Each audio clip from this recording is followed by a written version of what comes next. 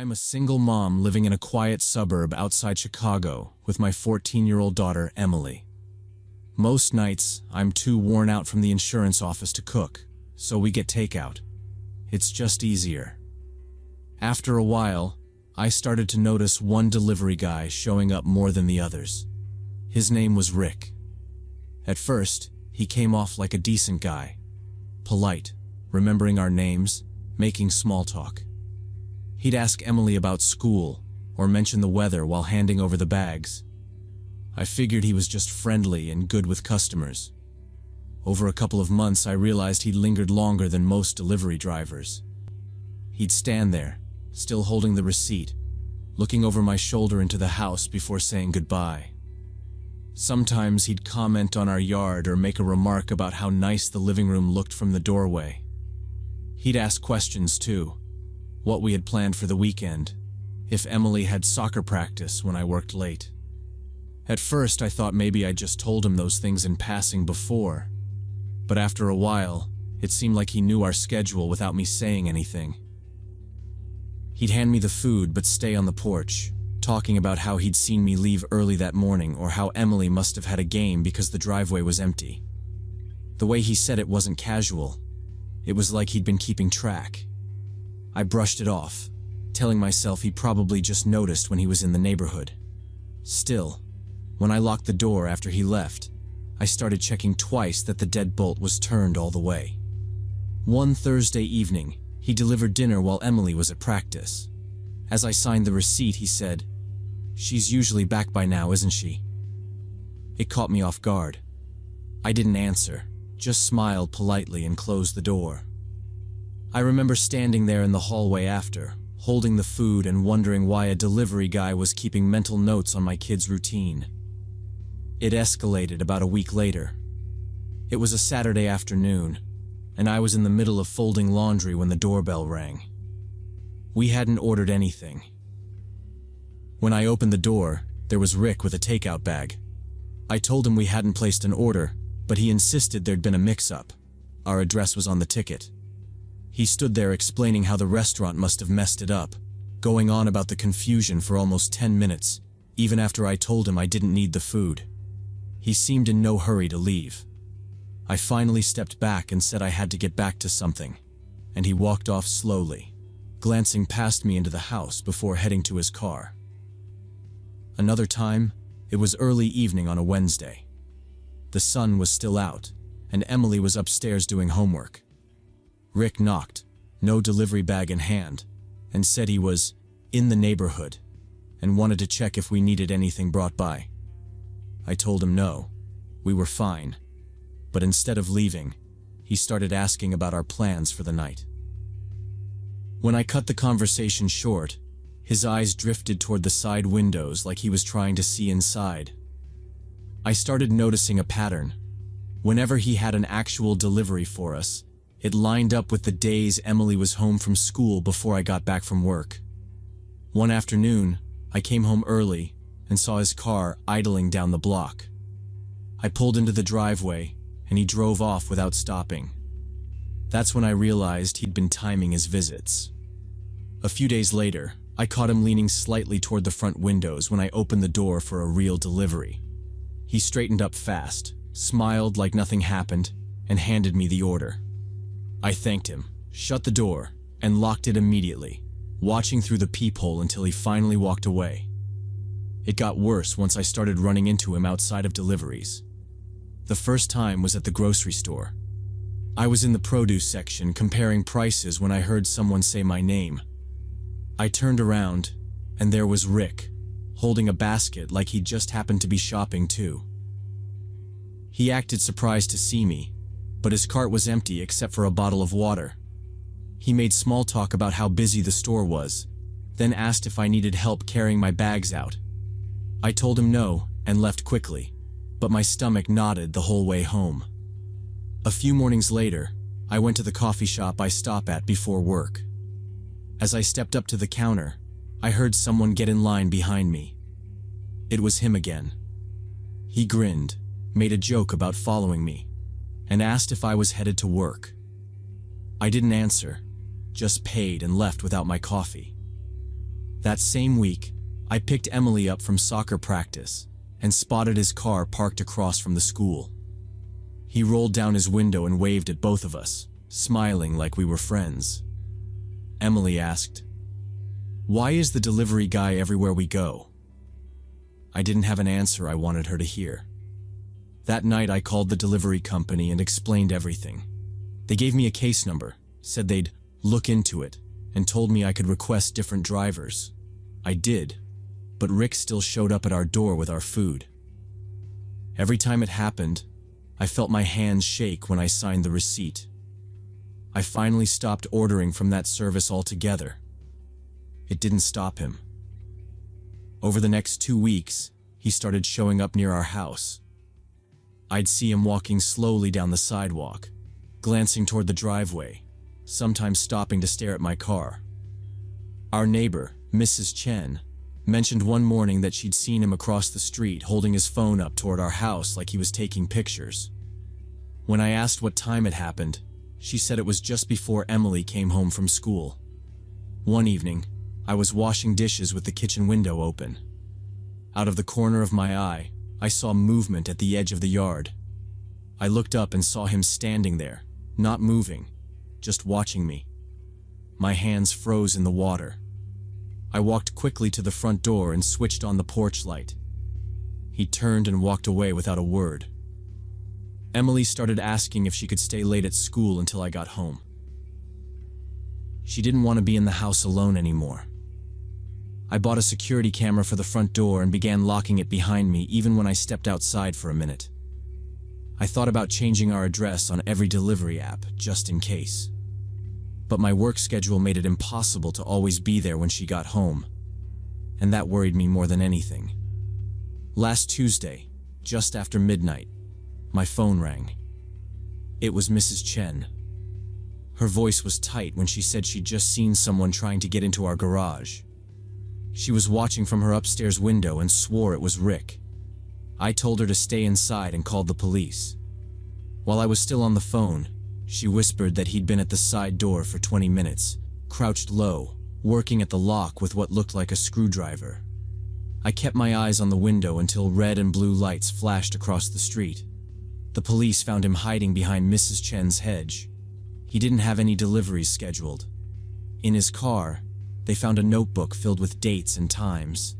My work hours, Emily's school schedule, days we had soccer practice, even notes about which windows were open when he passed by. The delivery company fired him after they got the police report. I got a restraining order the next morning. We switched to a different delivery service and put cameras around the house, front and back. I still check every lock twice before bed. Emily doesn't want to order food anymore. She says she'd rather make sandwiches. And honestly, I agree.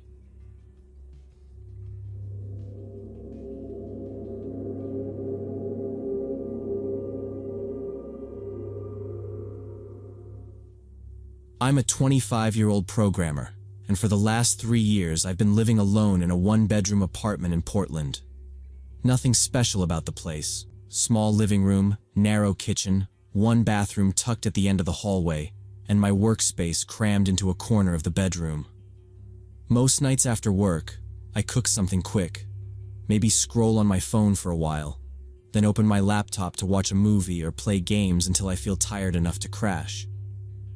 About a month ago, it was a Thursday, I set up for one of my regular horror movie nights. It's a small ritual I've had since moving out on my own. I turn off every light, pull all the curtains shut, and let the glow of the screen be the only thing in the room. That night I picked some low-budget thriller. Nothing special, just background entertainment while I lounged on my bed with the laptop balanced in front of me. Around midnight, I hit pause to stretch. My back had gotten stiff, and I figured I'd grab a glass of water before finishing the last half hour of the film. I closed the laptop and stood up, the room still in total darkness, except for a faint line of streetlights sneaking under the curtains. When I stepped into the hallway, I froze. The overhead light was on. The switch for that light is right next to my front door. I hadn't touched it all day. In fact, I remember passing that very spot earlier in the evening on my way to the bathroom, and it was definitely dark then. At first, I thought maybe I'd been careless earlier, but the more I stood there, the less that made sense. I live alone. No one has a spare key. And then, under that buzzing fluorescent light, I heard it. Soft, uneven footsteps. They were coming from the direction of my living room. Not loud, not fast, just a slow, deliberate shuffling like someone was trying to move without making sound. I stayed perfectly still in the bedroom doorway, my eyes fixed down the hall. The noise of my own heartbeat started to drown out the quiet steps. I strained to hear more. Barely there creaks in the floorboards, a faint click like something small being set down. The sound was close enough that I could tell it wasn't coming from the apartment above or below. My phone was on the kitchen counter, plugged in to charge. That meant to call anyone. Police, a friend, anyone. I'd have to walk straight past the living room. The thought of doing that made my legs feel rooted to the floor. I told myself to stay quiet. The less whoever was out there knew about me being awake, the better. I leaned just enough to keep my ear toward the hallway and tried to pick apart the sounds. I could make out drawers opening and closing in the kitchen area. The metallic scrape of something being unplugged. Then silence, long enough that I started wondering if they'd left. But every couple of minutes the steps would return, slower this time, like they were pausing to listen. I held my breath each time the noise stopped, expecting to hear the creak of the floor just outside my bedroom door. It never came. I sank down to the floor with my back against the door, my knees pulled up, one hand gripping the bottom edge of the frame. My apartment is small enough that if someone wanted to find me, it wouldn't take long. Every sound seemed magnified. The hum of the fridge down the hall, the faint tick of the wall clock in the living room. I stayed like that the entire night. I didn't dare move or make a sound. The footsteps came and went, the drawers and faint clinks returning now and then, but they never came down the hallway. By the time I saw the first light of morning creeping under the curtains, my legs were stiff, my throat dry, and I was still pressed against the door, waiting for the sound of someone trying the handle that, thankfully, never came. Around 6 in the morning, everything went quiet. The fridge kept humming, pipes clicked once, and then it was just my breathing. I watched the strip of gray under the curtains get wider. I waited another hour before I finally turned the knob and eased the door open. The hallway light was still on, buzzing. My skin felt cold from the draft. I stepped out slow, heel to toe, listening. The front door was closed, but the deadbolt was straight up and down. I knew I hadn't left it like that. Up close, the lock told the story. Thin, fresh scratches circling the keyhole, bright against the brass. Someone had picked it. I cracked the door. The stairwell was empty, the exit sign 2 floors down flickering like a dying fish. I shut it, set the chain, and turned back. The TV still sat in the corner, black glass reflecting the ceiling light. The stand had a clean rectangle where my console should have been. The HDMI cable hung loose and tapped the wood. On the coffee table, a faint dust-free square showed where my work laptop had been. I felt that one in my stomach because it meant HR emails, asset forms, and explaining why a company machine was in a burglar's backpack. In the kitchen, the air was colder. The window over the sink was open 6 inches. The screen leaned against the wall, placed carefully. On the sill, a curl of paint and grit marked where someone had lifted it out. There was a flat shoe print on the vinyl by the baseboard, blocky tread, small pebble pressed into one corner. The faucet dripped into an empty basin, steady, controlled. It made the whole room feel staged. I walked the apartment, whispering a list because it kept my head clear. Console, controllers, VR headset, work laptop, old tablet, backup drives. They left the TV, my desktop tower, the monitors, a stack of cases worth nothing. The bedroom closet door was open. Every hanger still faced the same way. That detail turned my mouth dry. I called the police with my back against the kitchen wall, the open window in front of me. While the phone rang, I slid the screen back and latched the window. My fingers shook enough that the latch clicked twice before it caught. I gave my address and said I'd been home during a burglary. The dispatcher told me to wait outside if I felt unsafe. I chose the hallway by the stairs. I could watch my door and still hear my apartment. It felt like the least bad choice. 2 officers showed up 20 minutes later. One took notes while the other walked the door, the window, the living room, the bedroom. I answered their questions in short sentences. When I told them about the hallway light and the slow footsteps and how I stayed behind my door, the older one looked at the bedroom and nodded like he could picture the floor under my back. They said the same thing I'd already guessed. The burglars heard the movie and knew someone was home. Turning on the hall light pinned me in place or tested if I'd react. Once they were sure I wasn't coming out, they took their time. They knew what they wanted, the younger one said, tapping the unthrown deadbolt and the tidy screen. Not random. I signed the report. The older officer asked if I'd seen anyone watching the building. I hadn't. He told me to call my bank and my job and check any tracking. Only my phone had it. Before they left, they knocked on my downstairs neighbor's door. She came out in a robe and said she'd heard movement around 5.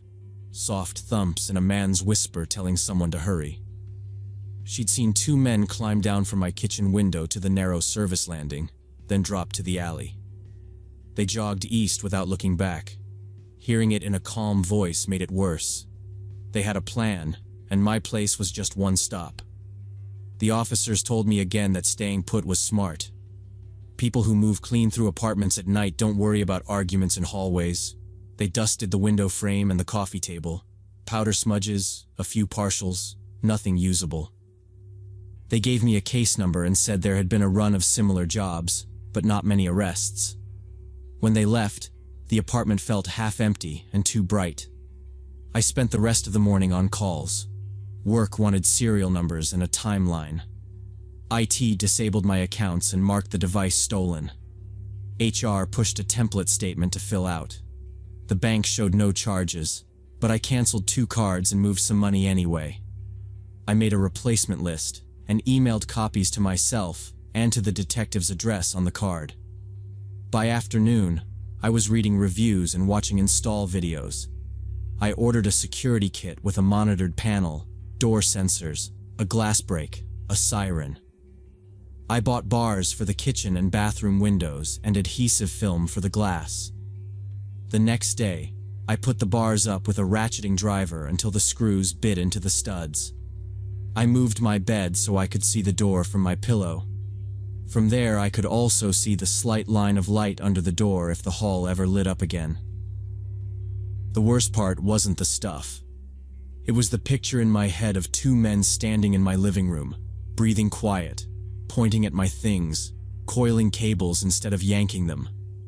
Calm hands. No rush. One of them glancing down the hall where the light cut off just before my door.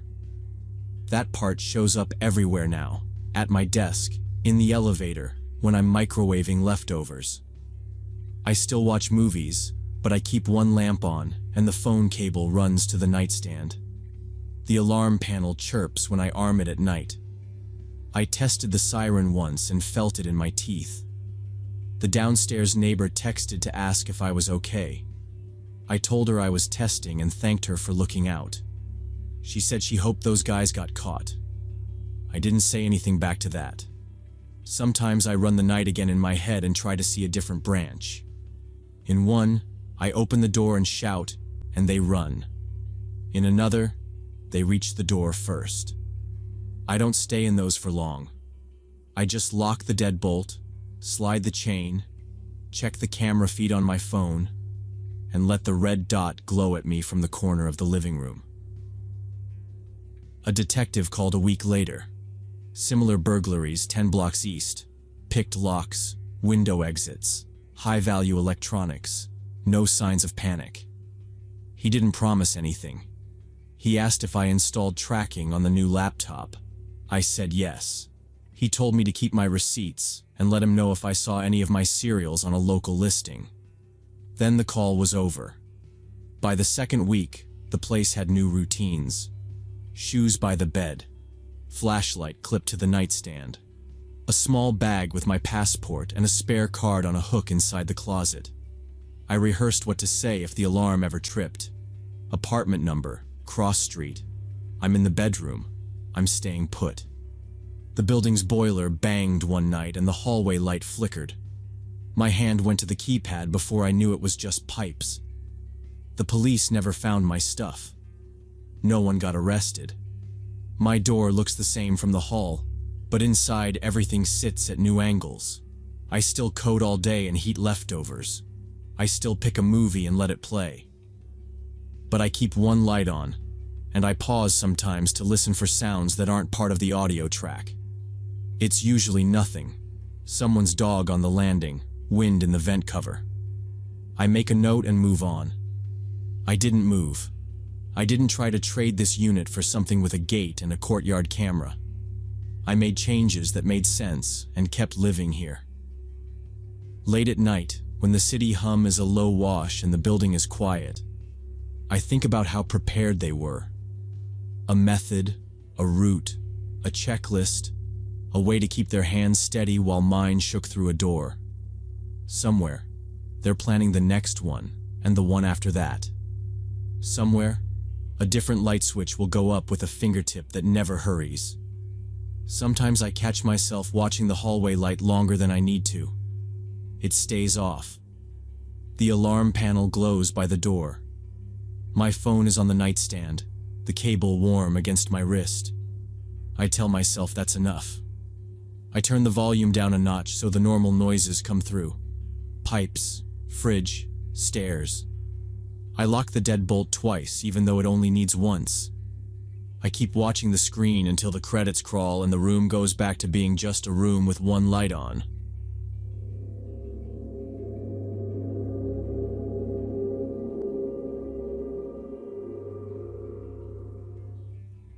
I was 25, working weekends as a delivery driver to save for a house down payment. My full-time job at the bank barely covered rent and bills, so any chance I had to take an order, I took it. Thursday nights were usually quiet, but around 10 p.m., my phone buzzed with a pickup. $18 worth of Chinese food. The drop-off was in an industrial area I'd never been to, way out on the edge of town. The GPS took me down Industrial Road, past dark lots and half-abandoned buildings with rusted fences and weeds pushing through the cracks in the pavement. The destination was a cluster of warehouses, most of them with faded numbers and padlocked gates. My app listed the customer as Dave Collins. The note section said he was on a night security shift at Warehouse 47. He had called after placing the order, his voice low and rough, almost like he had a bad cold or smoked too much. He told me the front doors were locked after 8 p.m. and I'd have to meet him at the rear entrance. I asked if the GPS would get me there. He said yes, just follow it to the warehouse, park, and walk around back. I didn't think much of it. Industrial drops weren't rare. But I noticed how isolated the area felt. Streetlights were few and far between, most casting a dim orange glow that barely lit the sidewalk. The only sounds were the hum of my car engine and the occasional gust of wind rattling a loose chain-link gate. The warehouse numbers were painted in huge white block letters. I passed 41, 43, 45, then finally spotted 47 toward the far end of the lot, a larger building with lights on inside. The windows were high up, and a dull mechanical whir came from somewhere deep within, probably ventilation fans. The front gate was open, though I didn't see any security vehicles or personnel. I drove in slowly, scanning the lot. A couple of semi-trailers sat backed into loading bays, but there was no movement. I parked near the side and grabbed the food bag from the passenger seat. The place smelled faintly of oil and metal, like machine shops I'd been in before. Following his instructions, I made my way to the back. The difference in lighting was immediate. While the front had bright security floods, the rear was shadowed, only one flickering light mounted above a solid metal door. The ground here was uneven, with dark stains across the concrete that could have been oil or something else. I pulled out my phone and called the number from the order. It rang once, then went straight to voicemail. That's when I heard it. A sharp metallic bang from inside, like something heavy had been dropped or slammed against a wall. My first thought was that it could be a loading dock worker, but the sound seemed to echo oddly, like it came from farther in. I was about to call again when a man's voice came from somewhere beyond the door. "Come inside," it said. It didn't sound exactly like the voice from the phone. It was louder, less raspy, but still male. I couldn't see anyone through the small wired glass panel in the door. It was too dark inside beyond the faint glow of a faraway light. The voice didn't come from directly behind the door either. It seemed deeper inside, carried through the open space of the warehouse. Something about it felt off. I stayed where I was, my hand tightening on the bag of food. I looked around the lot again. Still no movement, no security car, no sign of any other workers. The flickering bulb above me buzzed, and I became aware of how quiet everything else was. My shoes scraped the concrete as I shifted my weight. "Dave?" I called out. No answer. Just the faint hum of the ventilation system, and that flickering light clicking every few seconds.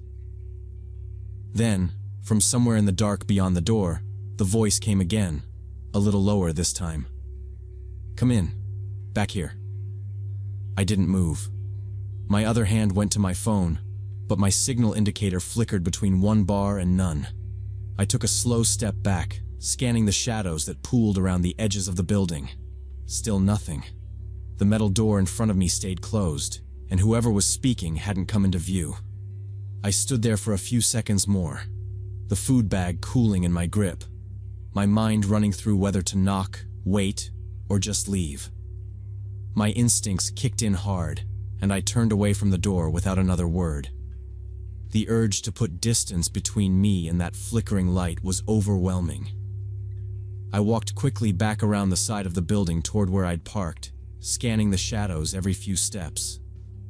The lot was still empty, but the silence felt heavier now, like the air itself was waiting for something. When I got to the front gates, my stomach dropped. They were chained shut with a thick length of steel and a padlock the size of my fist. I froze there for a moment, staring at it, replaying my drive in. There had been no lock. The gates had been open, no chain, nothing. I was sure of it. I pulled out my phone and dialed my delivery company's emergency line. The signal was barely clinging to one bar, the little icon flickering as I waited for the call to connect. It dropped after 2 rings. I tried 911 next, and it started ringing, but the sound was distorted and choppy. While I held the phone to my ear, I looked back toward the warehouse. 2 figures had just emerged from the rear of Building 47. They weren't running or shouting, just walking, steady and deliberate, straight toward me. The distance made them look small at first, but I could tell by the way they moved that they weren't wandering aimlessly. They knew where I was, and they weren't in any hurry. The call to 911 cut out completely. I shoved the phone into my pocket, jumped into my car, and started the engine. My headlights caught the glint of something in one of their hands. I couldn't make out details, but it didn't look like food or tools. The gate was blocked. My only thought was to find another way off the property before they got closer. The 2 men were maybe halfway across the lot now, their shapes clearer in the weak light. Both had dark jackets, the hoods up, and each was holding something low by their side. I didn't want to guess what. I remembered passing a stretch of chain-link fence earlier when I drove in. The bottom had been bent outward and patched badly, the kind of thing you'd see at an abandoned lot. I threw the car in reverse, spinning the wheel to get lined up with the path I'd taken before. The tires squealed against the cracked asphalt, and I could see their heads turn toward the noise. I pressed the gas, reversed a few yards, then slammed it into drive and headed toward the weak section of fence. The headlights caught the dull metal mesh, sagging in the middle. At the last second, I braced my arms tight against the wheel. The bumper hit with a crunch, the fence folding under the impact, before snapping back and scraping along both sides of the car. The sound was deafening, metal shrieking against paint, but then I was through. On the other side, tires bouncing over uneven gravel. I kept going across the adjacent lot, which was completely empty except for a few rusted dumpsters. There was an opening on the far side that connected to a side road. I took it without slowing, the potholes rattling my teeth, until the road finally curved and fed back onto the main highway. Only then did I check the rear view. The warehouse lot was gone from sight, swallowed by darkness. My hands were shaking so badly I had to grip the wheel tighter just to keep the car steady. A mile later, I spotted a gas station and pulled in. I parked under the bright canopy, engine idling, and sat there until my breathing leveled out. When my phone finally rang, it was the police returning my call. I gave them the location, what I'd seen, and the fact that I believed the gates had been locked after I arrived. The dispatcher said they'd send units, but it might take some time since the area wasn't considered high priority at night. She told me to stay somewhere well lit and safe until I heard back. I waited in that gas station lot for nearly 40 minutes before they called again. The officer said they'd been to the address and found the gates unlocked when they arrived. No one was there. The place looked deserted. The next afternoon, I got another call from the same officer. They'd looked deeper into it. Warehouse 47, he told me, had been vacant for 6 months. The utility company had cut the power weeks earlier, so any lights I'd seen had been run on portable generators. The ventilation noise had probably come from them too. The order had been placed with a stolen credit card, the phone number traced to a prepaid device bought with cash. They didn't know exactly what those men wanted. The officer said it could have been a robbery, or something worse. Without security cameras or witnesses, there wasn't much they could do. They'd patrol the area more often for a while, but the trail was already cold. I didn't take any more delivery shifts after that. I told my supervisor I was done, and he didn't argue. The extra money wasn't worth it. I went back to just my bank job, slow and steady. No more runs to empty industrial parks at night. Still, sometimes, when I'm driving and pass an unlit warehouse or a lot with chained gates, I think about that night.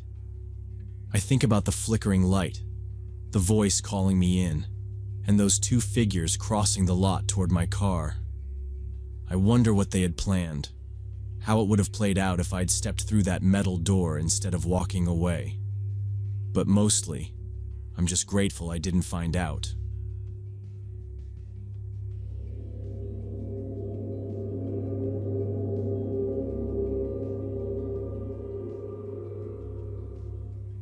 I'm a software engineer from Portland, and for 20 years I've been going to the same remote fishing spot in the Cascade Mountains. Pine Ridge Lake is a small, calm body of water surrounded by thick fir trees, far from any tourist path. You only find it if you know the old logging road, the kind that's been left to weeds and ruts. GPS is useless out there, and you lose cell service at least 10 miles before you get close. My grandfather first brought me when I was a kid, showing me the way like it was some family secret. Every visit after that, no matter the season, I had it all to myself. The drive up is quiet, just miles of gravel, potholes, and trees pressing in. When you finally reach the lake, there's no dock, no trail markers, just a sloping shore with patches of grass between the rocks. I'd bring a tent, a folding chair, and a couple of rods. My camp would always be in the same spot along the north shore. close enough to hear the water lapping at night but high enough to avoid any rising damp. I'd spend hours casting into the still water, then reading on the bank when the sun was high. That was the appeal. Total isolation. No engine noise, no voices, not even the hum of power lines. I'd never seen another person there. I could sit on the water's edge and feel like the last person alive. Last August, I packed for 4 nights and made the trip without thinking twice. By late afternoon, I'd pitched my tent, built a small fire pit from the same stones I'd used for years, and settled into the rhythm of the place. The first 2 days passed the way they always did, slow and uneventful. Fishing, eating, walking the edge of the lake to stretch my legs. Not a single sign of anyone else. On the 3rd morning, the weather was clear. I decided to take a slow walk around the entire perimeter, something I only did when the ground was dry enough to keep from slipping on the moss. The south side was rougher terrain, but I liked checking the shallows for signs of wildlife, tracks, feathers, the occasional shed snakeskin. It was near the eastern bend that I saw them, fresh footprints in the soft, damp earth just a few feet from the waterline. They weren't mine. I crouched down, looking at the detail in the tread. Running shoes. The size was small, maybe a woman's size 7, and the edges of the impressions were still sharp. They couldn't have been there more than a few hours. The tracks came up from the lake, cutting across a patch of mud, then turned sharply toward the tree line. I followed them to where they disappeared into thick undergrowth, ferns waist-high, brambles mixed in. Whoever made them hadn't blundered through. The trail beyond was faint, almost non-existent. A person who didn't want to be followed would move exactly like that, placing steps where the ground stayed firmer and the foliage closed quickly behind them. I stood there for a while, listening. The woods were still, no birds calling, no branches moving. I pushed a few feet in, trying to pick up the trail again, but it was gone almost immediately. I knew the terrain well enough to see that someone had chosen their route carefully, avoiding spots that would leave obvious marks. That was the first time in 20 years I'd found a trace of another person at Pine Ridge Lake. And it wasn't just the fact that they'd been there. It was that they hadn't stayed by the shore like anyone else might. They'd gone straight into the thickest cover around, as if they didn't want to be seen at all. That evening the air was still, and the lake was black glass under the fading light. I sat close to my campfire, the only glow for miles, reading with my headlamp while a pan of water heated on the stones.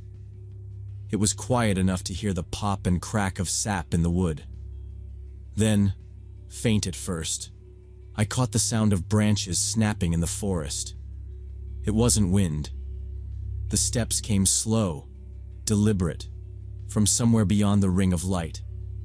I turned my headlamp toward the sound. 2 shapes emerged from between the trees, a middle-aged man in a camouflage jacket, the kind you buy at an army surplus store, and a young woman in jeans and running shoes. I noticed her shoes immediately. Same tread, same size as the prints I'd seen that morning. They stopped about 30 feet from my fire and just stood there, silent. The man's eyes seemed to move around my campsite, taking in details. The woman looked at me but didn't speak. I asked if they needed something. The man said they were lost and looking for the highway.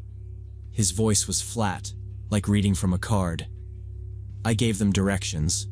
Follow the old logging road west until it intersects with County Road 8, then south to Route 22. He didn't ask me to repeat anything. They didn't thank me. Without another word, they turned and disappeared into the darkness in the direction they'd come from. The whole exchange couldn't have been more than 2 minutes, but the way it played out felt like a scene they'd rehearsed. When they were gone, I sat back down but didn't open my book. I kept listening. The woods returned to quiet too quickly, like they'd stopped moving the instant they were out of my sight. I ate without tasting anything, and every flicker in the tree line set me on edge. By full dark, the unease had built to something I couldn't ignore. They'd been too clean for people wandering the backcountry. No packs, no water bottles, no map. Their story didn't hold up. I decided I'd rather lose a night's sleep than spend it wondering if they'd come back. I doused the fire, grabbed my flashlight, and started tearing down camp. While I worked, the night sounds began to change. Rustling came from the brush in short bursts, stopping when I swung my light toward it. At first, it was in one spot, then another, on the opposite side of camp, then behind me. The pattern was too deliberate to be random animals. It felt like someone circling, staying just out of the beam. My pace quickened, shoving gear into my pack without caring how it fit. The trail to my truck was rough and unlit. Even in daylight, it took nearly 2 hours. In the dark, with the extra weight and my nerves pulled tight, it stretched to 3. I kept my light low to the ground, scanning for movement. More than once I stopped, turned, and caught a glimpse of branches swaying where nothing else moved. No footsteps, but the silence behind me felt occupied. I kept moving. My shoulders ached from checking over them so often. When I finally saw the faint glint of metal from my truck's roof rack through the trees, relief came hard and fast. I loaded my gear into the back and slid into the driver's seat. The forest at my back was still, but it felt wrong, like something was holding its breath. I didn't waste time.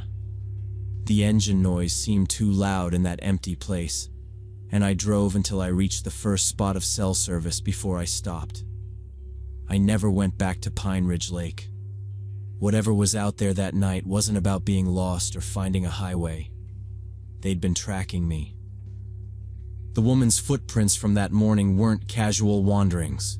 She'd been close enough to the lake to know where I was camped, probably watching while I thought I was alone.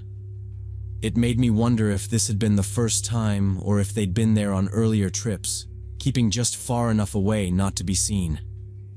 In the weeks after, I found a new spot, still quiet, still surrounded by trees, but close enough to maintain trails that there's always a chance someone will pass by.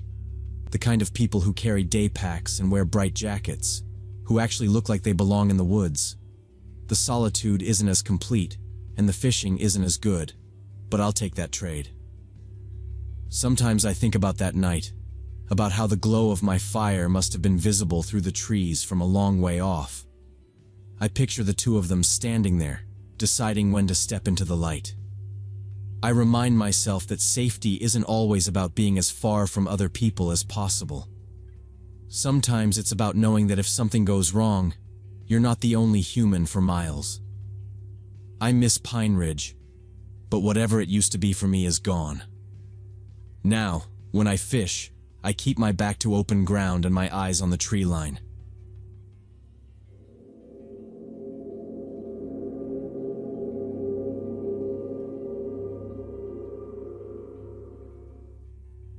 When I was working as a nurse at Memphis General, I had this routine of going for a run after every shift. The apartment I rented was on the 3rd floor of this old building, and the front door lock was completely messed up. Every single day, I had to fight with that thing for like 10 minutes just to get in or out. My landlord kept promising to fix it, but you know how that goes. That March evening started like any other. I wrestled with the lock, finally got it closed, and headed out for my usual route through the residential streets.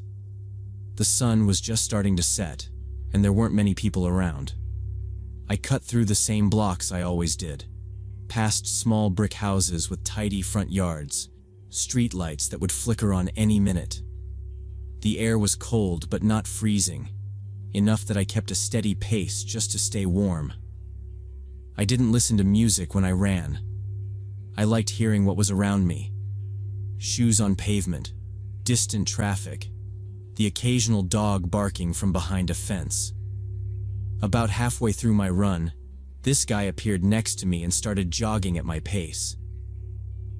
He looked maybe mid-40s, tall and thin with some gray in his dark hair. He had on a windbreaker, running shoes that looked newer than mine, and gloves. I figured maybe he was just another runner, But he didn't pull ahead or drop back. He matched me exactly. At first, I thought he was being friendly, maybe just passing the time until our routes split. But then he started asking all these weird questions. Where do you live? Do you run at the same time every day? Do you work around here? It wasn't just the words. It was how he asked them, like he was trying to pin me down, not make conversation. His eyes didn't really smile, and he kept glancing sideways at me while barely moving his head. The way his voice stayed low made me instantly aware of how empty the street was. I gave short answers at first, then stopped replying altogether, hoping he'd take the hint. Instead, he stayed right there, a half step behind me. The sound of his shoes hitting the pavement in time with mine made my skin crawl. I could feel him watching my movements, even when I didn't look. My route normally looped through the neighborhood before heading back toward the apartment, but I didn't want to be anywhere near this guy any longer than I had to. I spotted an upcoming intersection where I could turn off and head straight back home. My pace picked up just slightly, enough to make the turn without looking like I was running from him. As I moved toward the corner, I could hear his footfalls quicken to match. But the guy didn't take the hint. He followed me when I changed direction. That's when it hit me that this wasn't some random coincidence or overly friendly jogger. This was deliberate. His footsteps stayed right behind mine, and I could hear his breathing start to get heavier. Every time I sped up, I heard the shuffle of his shoes match my pace. The air felt colder, and it wasn't from the weather. My chest tightened, my arms pumped harder, and my head went into full survival mode. The street ahead was empty, every house dark except for the occasional porch light. I cut across to the side with fewer driveways, thinking maybe I could get some distance. No luck. I caught glimpses of his shadow stretching and shrinking in the streetlight, always close. My ears picked up the rhythm of our feet hitting the pavement, his slightly heavier, like he was leaning forward into the run. I turned onto the final stretch toward my apartment, legs burning, lungs aching. I knew if I slowed down even for a second, he'd be right on me.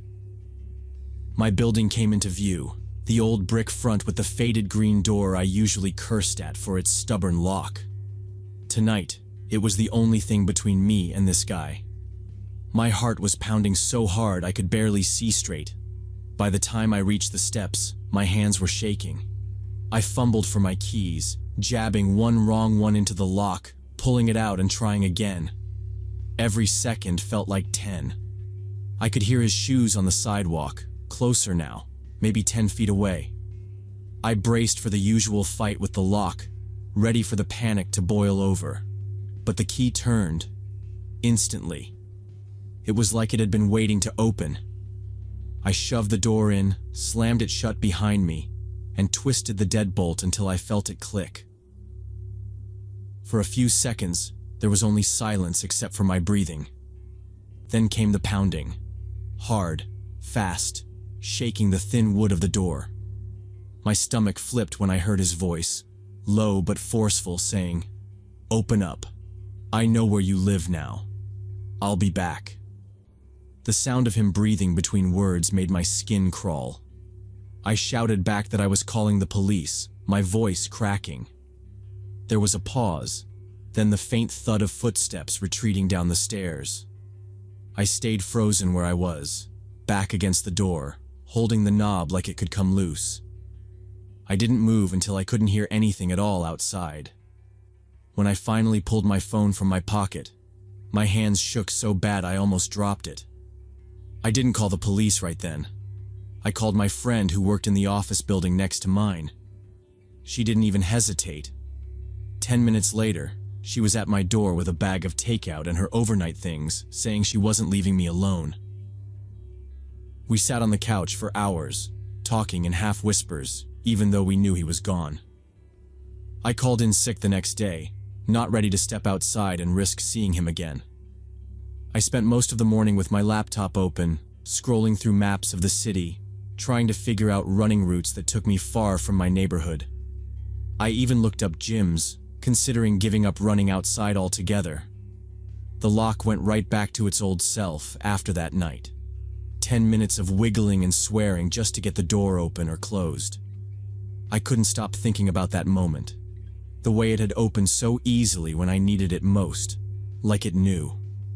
I never saw the man again. But I didn't make it easy for him if he tried.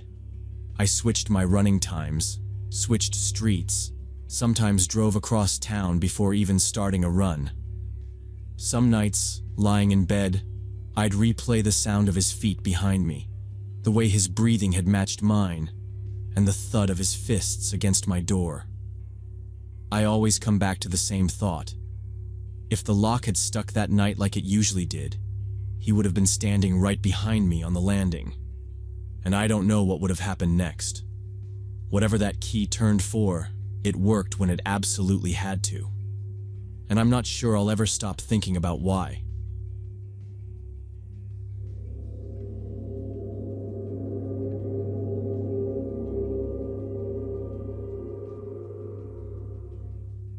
When I was 22, I was running this little all-night car wash just outside Riverdale.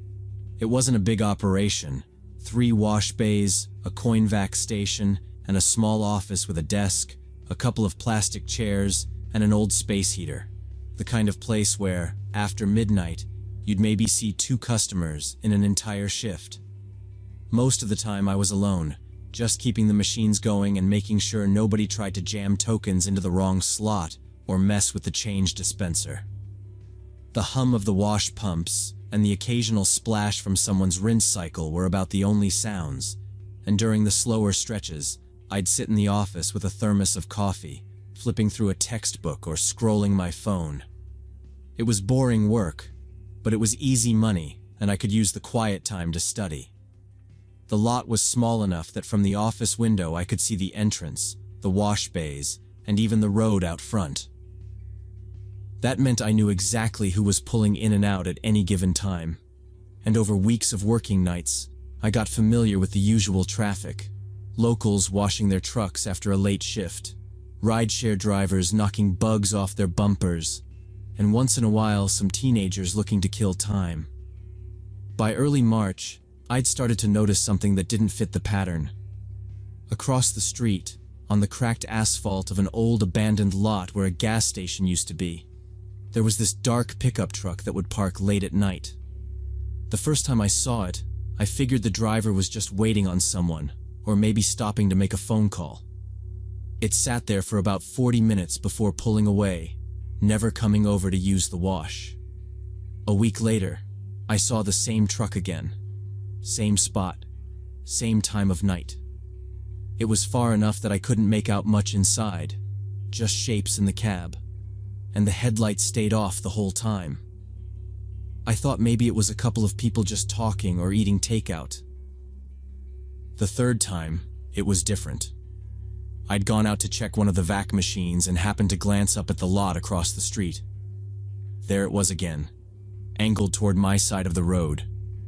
No dome light, no movement I could see, just sitting in the dark. By then it didn't feel like a coincidence anymore. It wasn't a busy street, and the abandoned lot had no reason for anyone to be there unless they were passing through. The fact that they kept showing up after midnight and staying for long stretches made my stomach knot a little. I stood there a few seconds, watching, until I caught the faint flicker of what might have been someone moving inside. That was enough for me to go back into the office, grab a pen, and write the plate number on a scrap of receipt paper. The truck didn't leave right away. I'd check every so often from the office window, and each time it was still there, motionless, facing toward the wash bays like they were watching for something.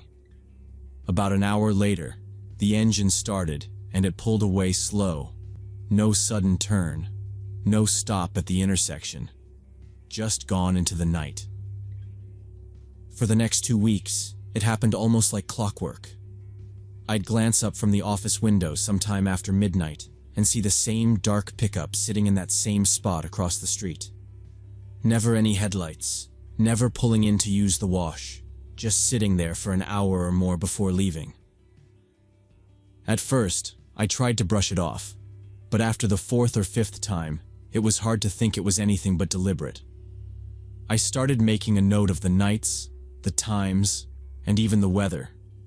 Didn't matter if it was clear, raining, or snowing lightly, the truck still showed up.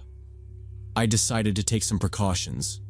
I picked up 2 extra security cameras from the hardware store and mounted one facing the road and the other toward the side of the lot.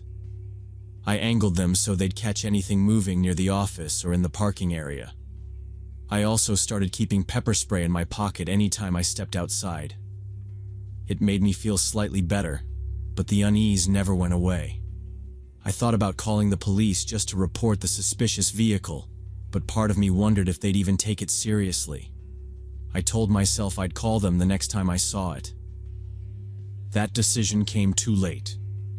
It was a Wednesday night, about 2:30 in the morning, and I was locking up early because we hadn't had a customer in over an hour. I shut off the bay lights, pocketed the cash from the change machine, and headed out toward my car.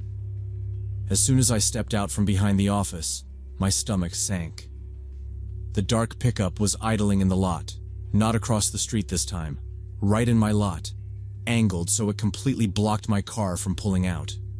Before I could react, both doors swung open and 2 guys in dark hoodies stepped out. They didn't run at me, but they were moving fast enough that I didn't think twice. I spun around and bolted back into the office, slamming the door and throwing the deadbolt. My hands were shaking as I hit the alarm system button. The siren started blaring instantly, this high-pitched, ear-splitting wail that echoed off the empty wash bays. I could hear the thud of boots on the pavement, and then a heavy kick against the door that made the frame shudder. Another kick, harder. The blinds rattled as one of them pounded on the glass. Then, over the noise of the alarm, I caught a short burst of frantic voices, and suddenly the pounding stopped. Through the small side window, I caught a blur of movement as they ran back to the truck. The engine revved, and in seconds the pickup tore out of the lot and disappeared down the street. I stayed behind the locked door until the siren cut off, then called 911. The police showed up about 10 minutes later, lights flashing across the wet pavement.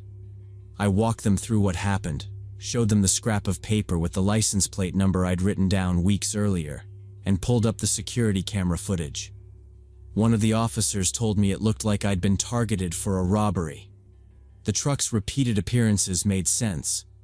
They'd probably been watching to figure out my routine, what time I closed up, and when I'd be walking out with the day's cash.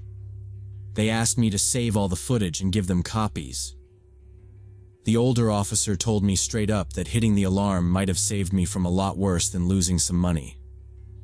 People like that, once they get you cornered, there's no telling how far they'll go, he said. I went home after giving my statement, but I didn't sleep much. About a week later, I got a call from one of the officers who'd been at the scene. They'd caught the 2 guys trying to rob another late-night business across town, a 24-hour convenience store with only one clerk working the overnight shift. The truck matched the one from my footage, and when they ran the plates, it came back to one of the suspects. They'd been connected to a string of similar cases, all targeting places that stayed open all night with a single employee and easy access to cash. The officer told me that the extra cameras and my detailed notes about the times and license plate had helped them link the suspects to multiple incidents. If you hadn't taken it seriously early on, they probably would have gotten away with more, he said. That was good to hear, but it didn't make me feel any safer standing alone at that car wash in the middle of the night. I stuck it out for another month, but every time a car slowed near the lot or parked across the street, my chest tightened. I found myself checking the cameras every few minutes and keeping one hand in my pocket for the pepper spray any time I stepped outside. Eventually, I decided it wasn't worth it.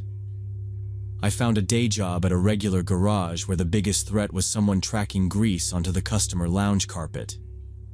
Even now, years later, I can't ignore a parked car that doesn't seem to have any reason to be where it is.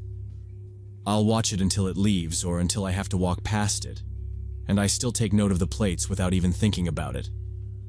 I used to think that kind of vigilance was just paranoia, but I learned the hard way that sometimes people really are watching you, and sometimes their reasons aren't good.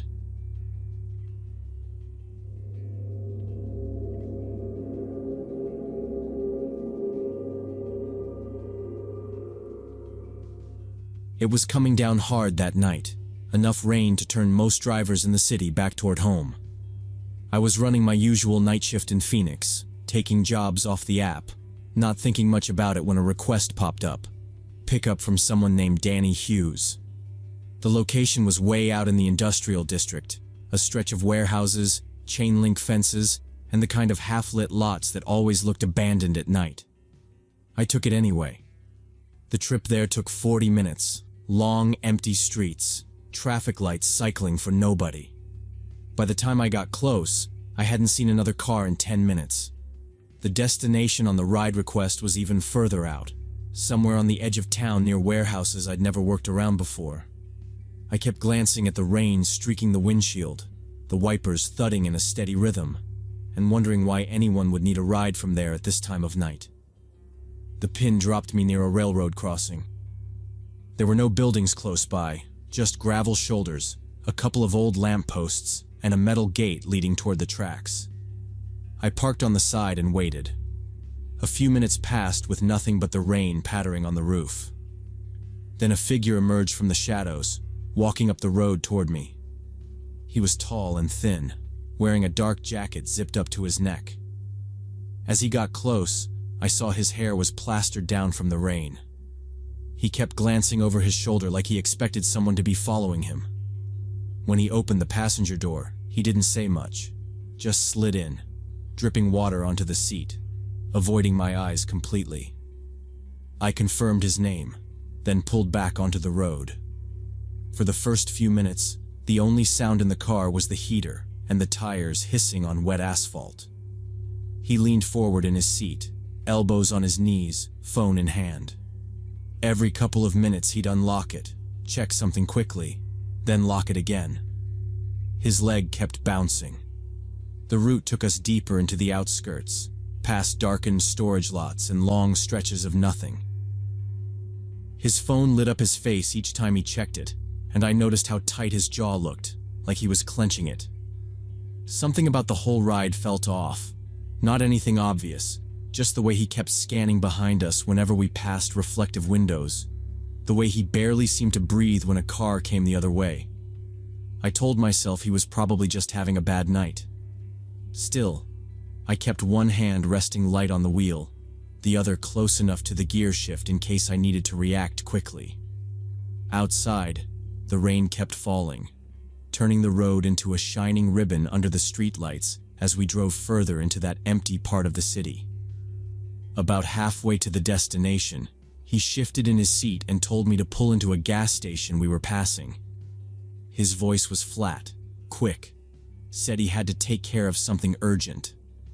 The place was one of those older stations with a single row of pumps under a dim canopy and a small building off to the side.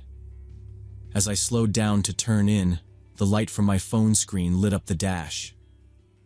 The app was open in front of me, showing the usual ride details, passenger name, pickup and drop-off points, and the phone number linked to the account. I noticed his head tilt toward it. Out of the corner of my eye, I could see him staring at the display. His eyes locked on the name and number like they'd just told him something he didn't expect. The way his expression shifted was subtle, but it was enough. Brows tightening, mouth pressing into a thin line, shoulders tensing as if a weight had just settled on him. I pulled up beside the pumps, waiting for him to grab whatever he needed from inside. But he didn't move right away. He stayed there, still looking at my phone, not saying a word. His fingers tightened around his own phone like he was thinking through something in real time. The rain thudded on the roof, wipers clicking back and forth, and I sat there in the uneasy silence, watching him from the corner of my eye. Then, without a word, he opened the door and stepped out. He didn't even close it all the way before walking toward the side of the building. I called after him, asking if he wanted me to wait, but he didn't respond. The door finally swung shut from the weight of it, and I looked down at my phone just in time to see the ride status change. The trip was canceled. I blinked at the screen, confused, then looked back up to see him disappear behind the gas station into the shadows near a dumpster. I sat there for a few minutes, engine idling, thinking he might just be grabbing something and coming back. But the rain kept falling, the pumps stayed empty, and he never reappeared. Eventually, I put the car in gear, pulled back onto the road, and headed away with the map screen empty. It was the strangest fare I'd had in years. No explanation, no goodbye, just gone. The next morning, my phone rang while I was getting ready for another shift.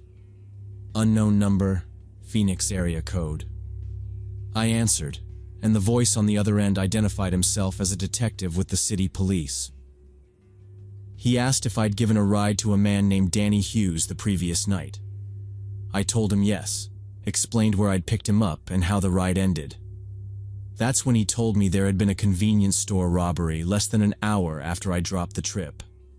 The store was just a few blocks from where the gas station sat. According to the detective, the suspect had fled on foot in the pouring rain, heading into the industrial district.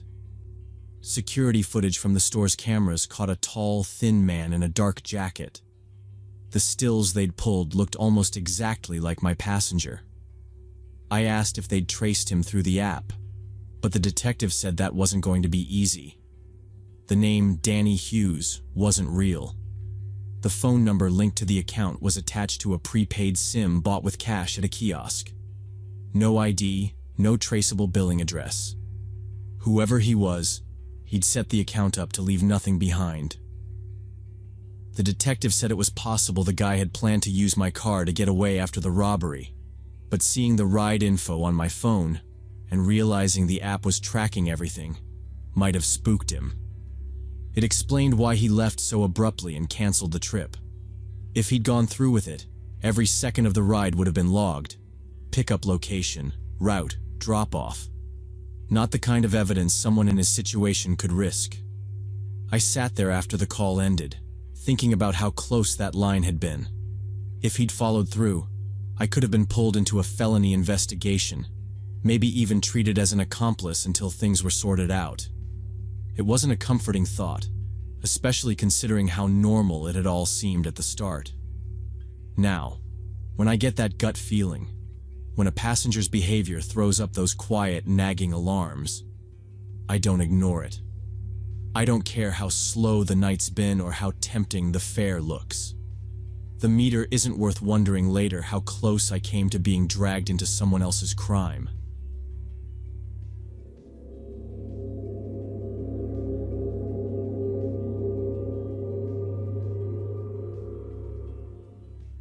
When I was 22, my dad got me a summer job at Portland High through some connections in the school district. I was working as an admin assistant, mostly filing and updating student database records, while the building was getting ready for the new school year. The administrative wing was quiet since it was summer break, and most days I worked alone. The work was simple: sorting folders, logging changes into the system, double-checking entries against paper forms. I'd put my headphones in, line the stacks of files neatly on my desk, and work through them while the hum of the air conditioning filled the hall. Every now and then, the janitor would pass by pushing his cart, and we'd nod to each other. If I ran out of work early, I'd organize the supply closet or update the archive labels. It was easy money, and I didn't have to deal with the chaos of an actual school day. The offices smelled faintly of copier toner and old paper. In the afternoons, sunlight came through the tall windows, cutting across the floor in pale yellow rectangles. Some doors were locked for the summer, others left open with chairs stacked on desks for the cleaners. The place felt like it was in a kind of sleep mode. Everything paused until September. I'd occasionally pass a teacher coming in to grab something from their room, but otherwise, it was just me and the echo of my own footsteps in the hallway. One day, I was heading down toward the staff break room when I passed Mr. Anderson's computer lab. The lights were off, but his computer screen was glowing in the dim room. I slowed down and glanced inside. He wasn't there, but on the monitor was a window I didn't recognize. A dark interface with lines of text in little boxes, some of them highlighted. It looked a bit like a messaging app, but not one I'd ever seen before. The text was in short bursts, like people sending quick notes back and forth. I stood there a few seconds longer, scanning the strange layout, before moving on. A few minutes later, as I was coming back with my coffee, Mr. Anderson walked past me toward the lab. He was carrying a stack of folders under one arm. When he noticed me looking inside, he smiled and said he was working on a project to secure more funding for computer equipment upgrades. He mentioned that the program I'd seen was just part of his research, something about tracking usage and making a case for why the school needed newer machines. Then, as if it were an afterthought, he asked if I'd be willing to sign a petition supporting the funding request. I told him sure, and he pulled a clipboard from his desk drawer, sliding it across for me to write my name. The petition form was on a standard clipboard, lined with neat columns. At the top, in bold, it read, "Support for Portland High Computer Lab Funding Proposal." Underneath were the headings, full name, address, phone number, and email. I didn't think twice. Petitions usually needed identifying info, right? The sheet wasn't even close to full. Only 2 other names were listed above mine, both belonging to girls I didn't know, with addresses in other parts of the district. Their handwriting looked careful, maybe even nervous. I wrote my information quickly, signed the bottom, and handed the clipboard back. Mr. Anderson thanked me, smiling in a calm, almost relieved way, like I'd just done him a favor he'd been counting on. I went back to my desk and finished the stack of student files waiting for me. The rest of the afternoon passed without much else happening. Over the next few weeks, I'd see him in the hallway occasionally. He'd always greet me with the same friendly tone, asking how the admin work was going or if I was enjoying the job. He never mentioned the petition again, and I didn't think about it after that day. About a month later, I was home on a Saturday night when my phone rang. It was my friend Melissa, who worked in cybersecurity for a private firm. She sounded serious, almost out of breath, and asked if I was alone. She said she'd been doing research for a project, digging around on dark web forums to monitor illegal data sales, and stumbled on a post that stopped her cold. It was a listing selling verified personal details of young women from our area. She scrolled through the sample list provided by the seller and recognized my name. It had my full address, phone number, and email. At first, I thought it had to be some kind of coincidence, or maybe old public record info. But Melissa said the formatting matched what she'd seen in the listing, columns exactly like a petition sheet. She told me she'd already saved screenshots and metadata, and that we needed to go to the police immediately. My stomach sank. I remembered the clipboard in Mr. Anderson's hands, the 2 other girls' names written above mine. We went to the police station the next morning. Melissa handed over her findings, explaining how she'd accessed the site and where the listing was hosted. The detective we spoke to didn't brush it off. He asked me if there was any situation recently where I'd given all that personal info to someone in person. The only thing I could think of was that petition. I told him exactly when it happened, whose classroom it was, and who had asked me to sign. They took down every detail. A week later, I got a call from the same detective. They had arrested Mr. Anderson. When they searched his work computer and home devices, they found a large database containing the personal information of dozens of current and former female students from multiple schools in the district. The police said the petition had been one of several cover stories he used to gather details. Other times he'd called it student survey research or alumni contact updates. He'd been compiling these lists for months, maybe longer, and many of the names in the database matched the listings Melissa had seen online. It got worse. During the search of his house, they found surveillance equipment, Small wireless cameras, GPS trackers, even notebooks filled with detailed observations about certain students' routines. There were printouts of maps with homes circled, annotated with things like "home alone after 3" or "walks dog at 8 p.m." The investigators told me outright that it looked like he had been planning something far more dangerous than just selling personal information. I wasn't the only one who'd been approached. The other two names I'd seen on the petition sheet belonged to girls who had been given different stories. One thought she was signing up to volunteer for a school event. The other was told she was helping with a technology grant application. Both remembered him insisting they write their full address and phone number. None of us had questioned it. The district sent out a formal letter to parents and staff about his arrest, saying he'd been terminated and that the police were handling the matter. They didn't give many details publicly, but word spread fast. People who'd known him for years, students, parents, even teachers, were shocked. He'd always been seen as this approachable, dedicated teacher who stayed late to help kids with projects. In the weeks after, I kept replaying that day in my head. I remembered how casual it felt, how I didn't hesitate even for a second before writing down everything he asked for. I felt stupid for not wondering why a funding petition needed my home address. But the truth is, I never saw him as anything other than trustworthy. That's probably what he counted on. Now, I don't give out personal information without thinking hard about who's asking and why they really need it. I've gotten comfortable saying no, or leaving sections blank if something feels unnecessary. It's not paranoia, it's caution. Because I learned the hard way that sometimes the people who seem the safest, the most normal, are the ones who've been planning something all along, and they'll hide it behind the friendliest smile in the room.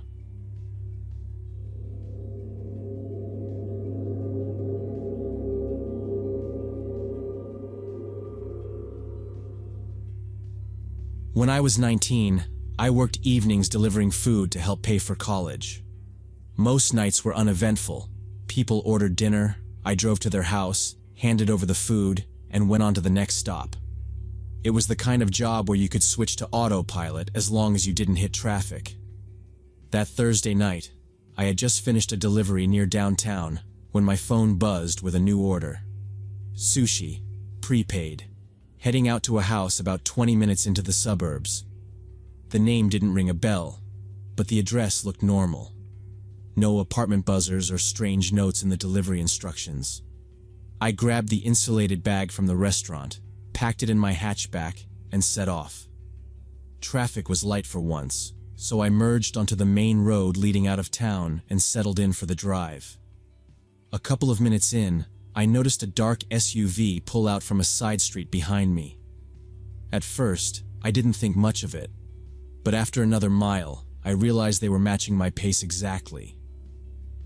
The road was empty except for us, so they had plenty of room to pass if they wanted. Instead, they stayed a steady 3-car lengths back. I eased up on the gas, letting my speed drop a few miles per hour, hoping they'd overtake me. They didn't. I changed lanes once, then twice, each time giving them the chance to go around. They didn't. They moved when I moved. Every time I checked the mirror, their headlights were lined up dead center behind me. My route had a couple of long, empty stretches between traffic lights, so I tested it, sped up just enough to see if they'd fall behind. They didn't. Every adjustment I made, they mirrored. No turn signals, no obvious signs they were in a hurry, just quiet persistence. I could feel myself gripping the wheel tighter, debating whether to take a different turn than planned. But I didn't want to mess up the delivery address and end up explaining to my manager why I was late. By the time I exited the main road into the residential streets, they were still there. Every corner I took, I checked my mirror. Same SUV, same distance. When I finally turned into the neighborhood where the address was, I glanced back and saw them roll straight past the intersection. No brake lights, no hesitation. They just kept going. My shoulders eased a little as I pulled into the street. The house was a small single-story ranch with a narrow driveway and one dim porch light. I parked close enough that I wouldn't block the street, grabbed the sushi bag from the passenger seat, and walked up the path. The windows were all dark except for a soft yellow glow spilling from the living room. I rang the bell and waited. After a few seconds, the door opened to reveal an elderly woman in a pale bathrobe. She had a wary, confused look on her face, holding the door halfway open like she wasn't sure who I was. I told her I had her sushi order and held up the bag. She frowned and shook her head. "I didn't order anything," she said, voice sharp and certain. I double-checked the address on the receipt. It matched exactly. I mentioned the order had been prepaid and asked if maybe someone else in the house had ordered it. She didn't budge. "There's no one else here. You've got the wrong place," she said, already stepping back. I apologized, said there must have been some mix-up, and wished her a good night. She closed the door without another word. Turning back toward my car, the quiet of the street felt heavier than it had a few minutes ago. The bag of sushi swung lightly in my hand as I walked down the driveway, still trying to figure out how the address could be wrong. I reached the car and unlocked it, the sound echoing faintly in the still air. When I reached my hatchback, my stomach dropped. The same dark SUV was now parked sideways across the driveway, its front end angled toward me, cutting off any way to the street. All three men inside had gotten out, dressed in dark clothing that made their faces hard to read in the low light. They moved with a slow, deliberate confidence, spreading out as they approached. One of them kept his right hand inside his jacket, the way people do in movies when they're holding a weapon. My body reacted before I could think. I yanked the driver's door open and threw myself inside. I jammed the keys into the ignition and reversed hard, trying to angle the car around the SUV. The driveway was too tight, boxed in by the narrow strip of grass and the low hedges. I cranked the wheel, tires screeching as I tried to swing the back end out. The right rear wheel slipped off the edge into a patch of damp earth beside the house, and the whole car lurched sideways. I pressed the gas harder, but the tires only spun in place, kicking up mud. The thud of footsteps was getting closer. The realization hit me in a wave. There was no getting the car free in time. I left the engine running, grabbed my phone, and bolted from the driver's seat. I sprinted past the side of the house toward the narrow stretch of lawn that gave way to the small wooded area behind the property. Shouts rang out behind me, sharp and angry. I didn't dare look back. Branches whipped against my arms as I pushed deeper into the trees, my shoes slipping on fallen leaves. The light from the street disappeared quickly under the canopy. My breath was loud in my ears, my heart pounding so hard I thought it might give me away. I spotted a dense cluster of bushes and dropped to my knees, crawling into the hollow beneath them until I was completely hidden. The smell of damp earth filled my nose as I fumbled with my phone, my fingers shaking. I dialed 911 and pressed the phone to my ear. My voice was barely above a whisper as I told the dispatcher I was being followed, that there were 3 men, that I was somewhere behind an address in the suburbs. She kept her tone calm, asking me to stay on the line and describe what I could hear. The crunch of footsteps moved closer, and voices cut through the darkness. They were talking to each other, splitting up, one moving toward the left, another circling wide. My chest tightened. I pressed myself flatter against the ground, trying to control the sound of my breathing. A twig snapped somewhere behind me, and I froze completely still. For several minutes, the sound of their search stayed close, shifting in different directions as they checked the undergrowth. One of them called out, low and sharp, to the others. Then slowly, the voices started to fade. I heard the faint slam of a car door, then another. The deep growl of the SUV's engine started up, but I didn't move. I stayed there, buried under branches, for what felt like forever. The dispatcher told me police units were arriving in the area, asked me to describe anything I could see. I told her I could see faint light moving between the trees. flashlights. She told me to call out when I was sure it was the police. When the beams finally swept across my hiding place, I pushed through the bushes and called out my name. 2 officers came toward me, their uniforms catching the light. One took my arm and steadied me as I stood up, my legs stiff from crouching so long. They led me back through the trees toward the street, but when we broke through to the clearing where I'd left my car, the driveway was empty. My hatchback was gone. The SUV was gone. The only thing left was the churned-up patch of mud where my tire had been stuck. The officers asked me to describe the men, the SUV, the events leading up to it. As we stood under the cold glare of their flashlights, they explained there had been a string of incidents just like this in recent weeks. Delivery drivers were being lured with fake orders, always prepaid with stolen credit cards, always sent to addresses where older residents lived alone and would deny ordering anything. The thieves would follow the driver, wait for them to be confused or distracted, then rob them. In 2 cases, the drivers had been beaten when they tried to fight back. The officers told me I was lucky to have run before they caught me. They believed they were targeting not just cash, but also phones, wallets, and in some cases, the cars themselves. A tow truck had been called to check if my car had been abandoned nearby, but no one expected it to turn up so quickly. They took my statement, gave me a case number, and drove me back toward town. I sat in the back of the cruiser, the trees and quiet streets sliding past, my hands still trembling. The next morning, I called my manager to tell him what happened. He didn't argue when I said I wouldn't be coming back. By that afternoon, I'd picked up a shift application at a coffee shop near campus. It paid less, but it meant being indoors, around people, under bright lights. Even now, months later, I feel my grip tighten on the wheel when a dark SUV appears in my mirror. If one stays behind me longer than a few blocks on an empty road, I'll take an extra turn or two, just to make sure. And if they follow, I'll keep driving until I find somewhere crowded and well lit, because I'm not ever letting myself be boxed in again.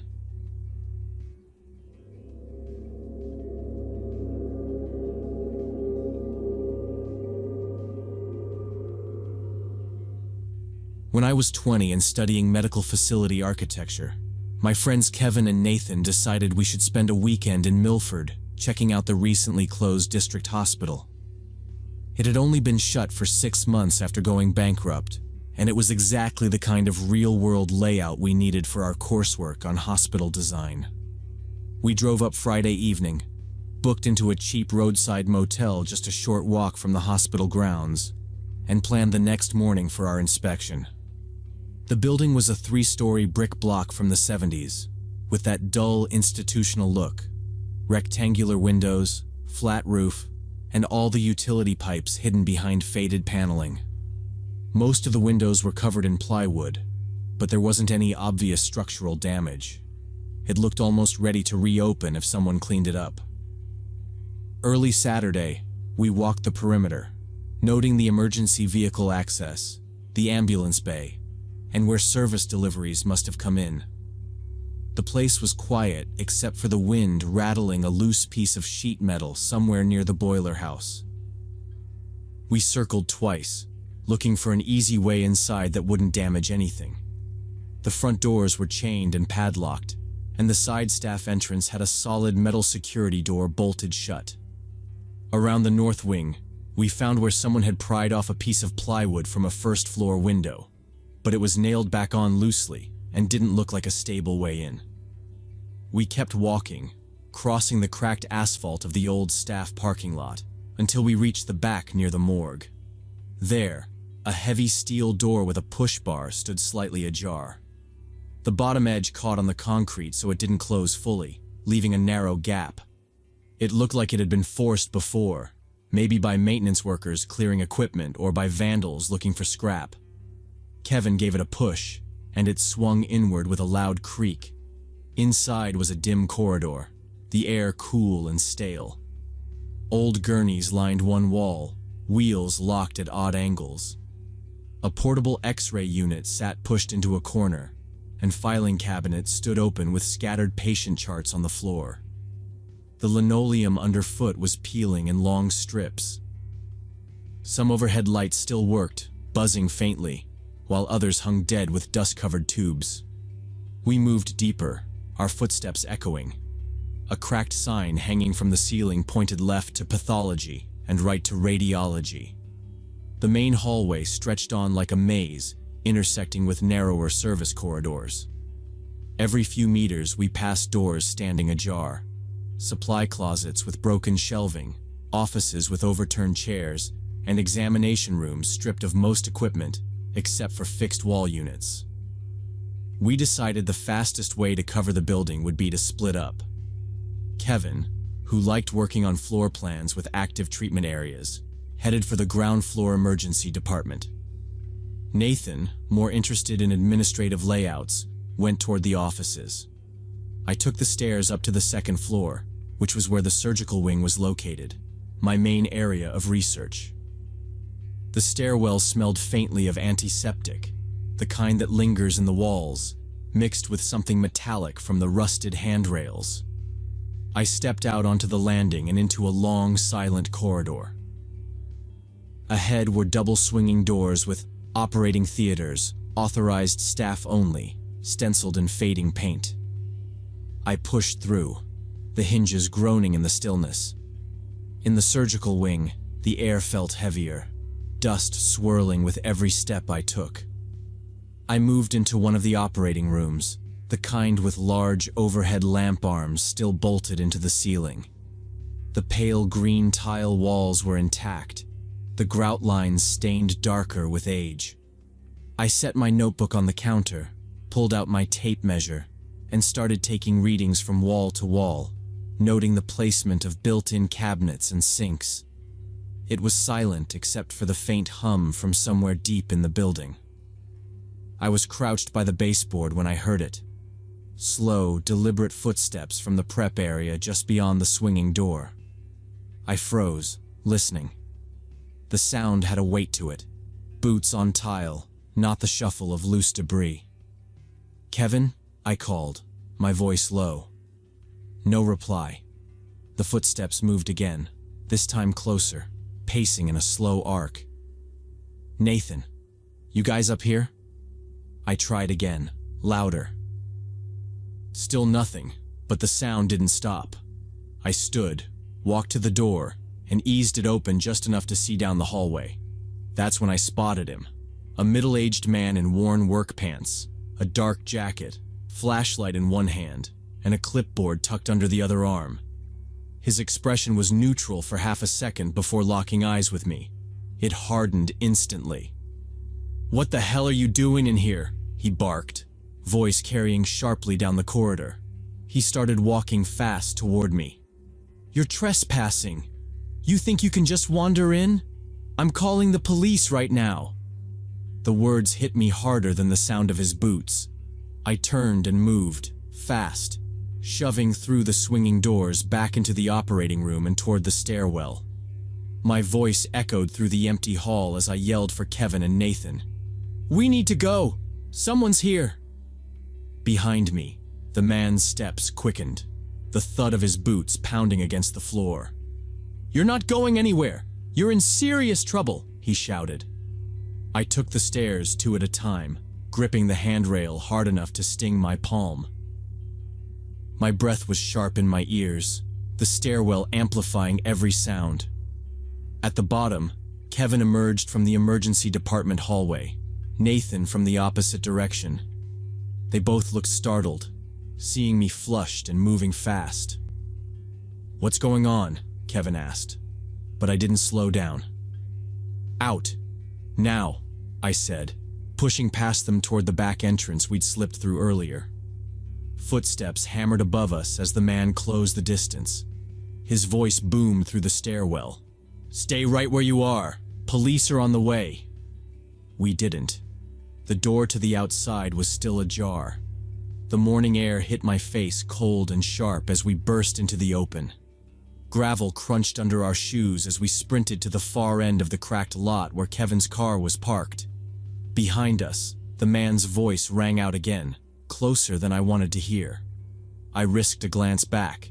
He had one hand to his ear, talking rapidly into a phone, his other hand gripping the clipboard tightly. We piled into the car. Kevin started the engine, the tires spitting grit as we pulled away. I twisted in my seat just enough to see him standing near the hospital entrance, writing on the clipboard, his eyes locked on our vehicle. I didn't need to guess what he was jotting down. It wasn't until we were a few blocks away that anyone spoke. Nathan exhaled hard.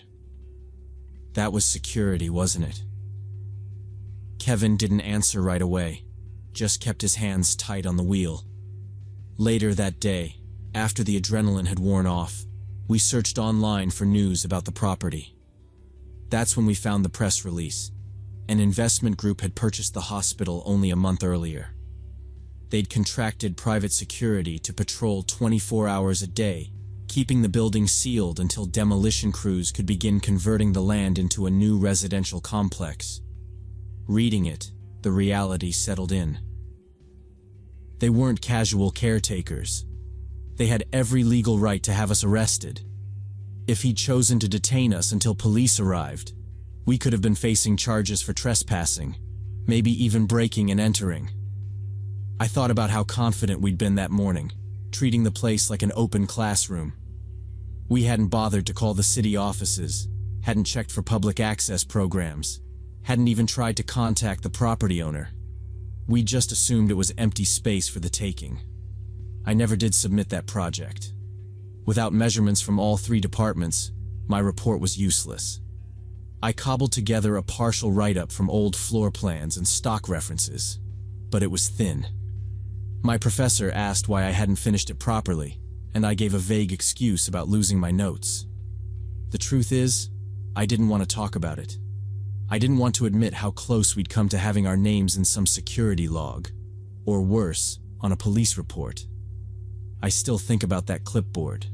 For all I know, our license plate was filed away somewhere in the company's archives. That day taught me something I should have known already. No matter how harmless your intentions are, a locked door and a posted property are not an invitation. The difference between an explorer and a trespasser isn't the gear you carry or the project you're working on. It's permission. When you're young, it's easy to see opportunity in every abandoned place, to think a half-closed door is just an oversight. But some shortcuts carry more weight than you realize at the time. That morning, we thought we were just students chasing measurements. In the eyes of the people who owned that building, we were intruders. And once someone calls you that, it doesn't matter what you meant to be.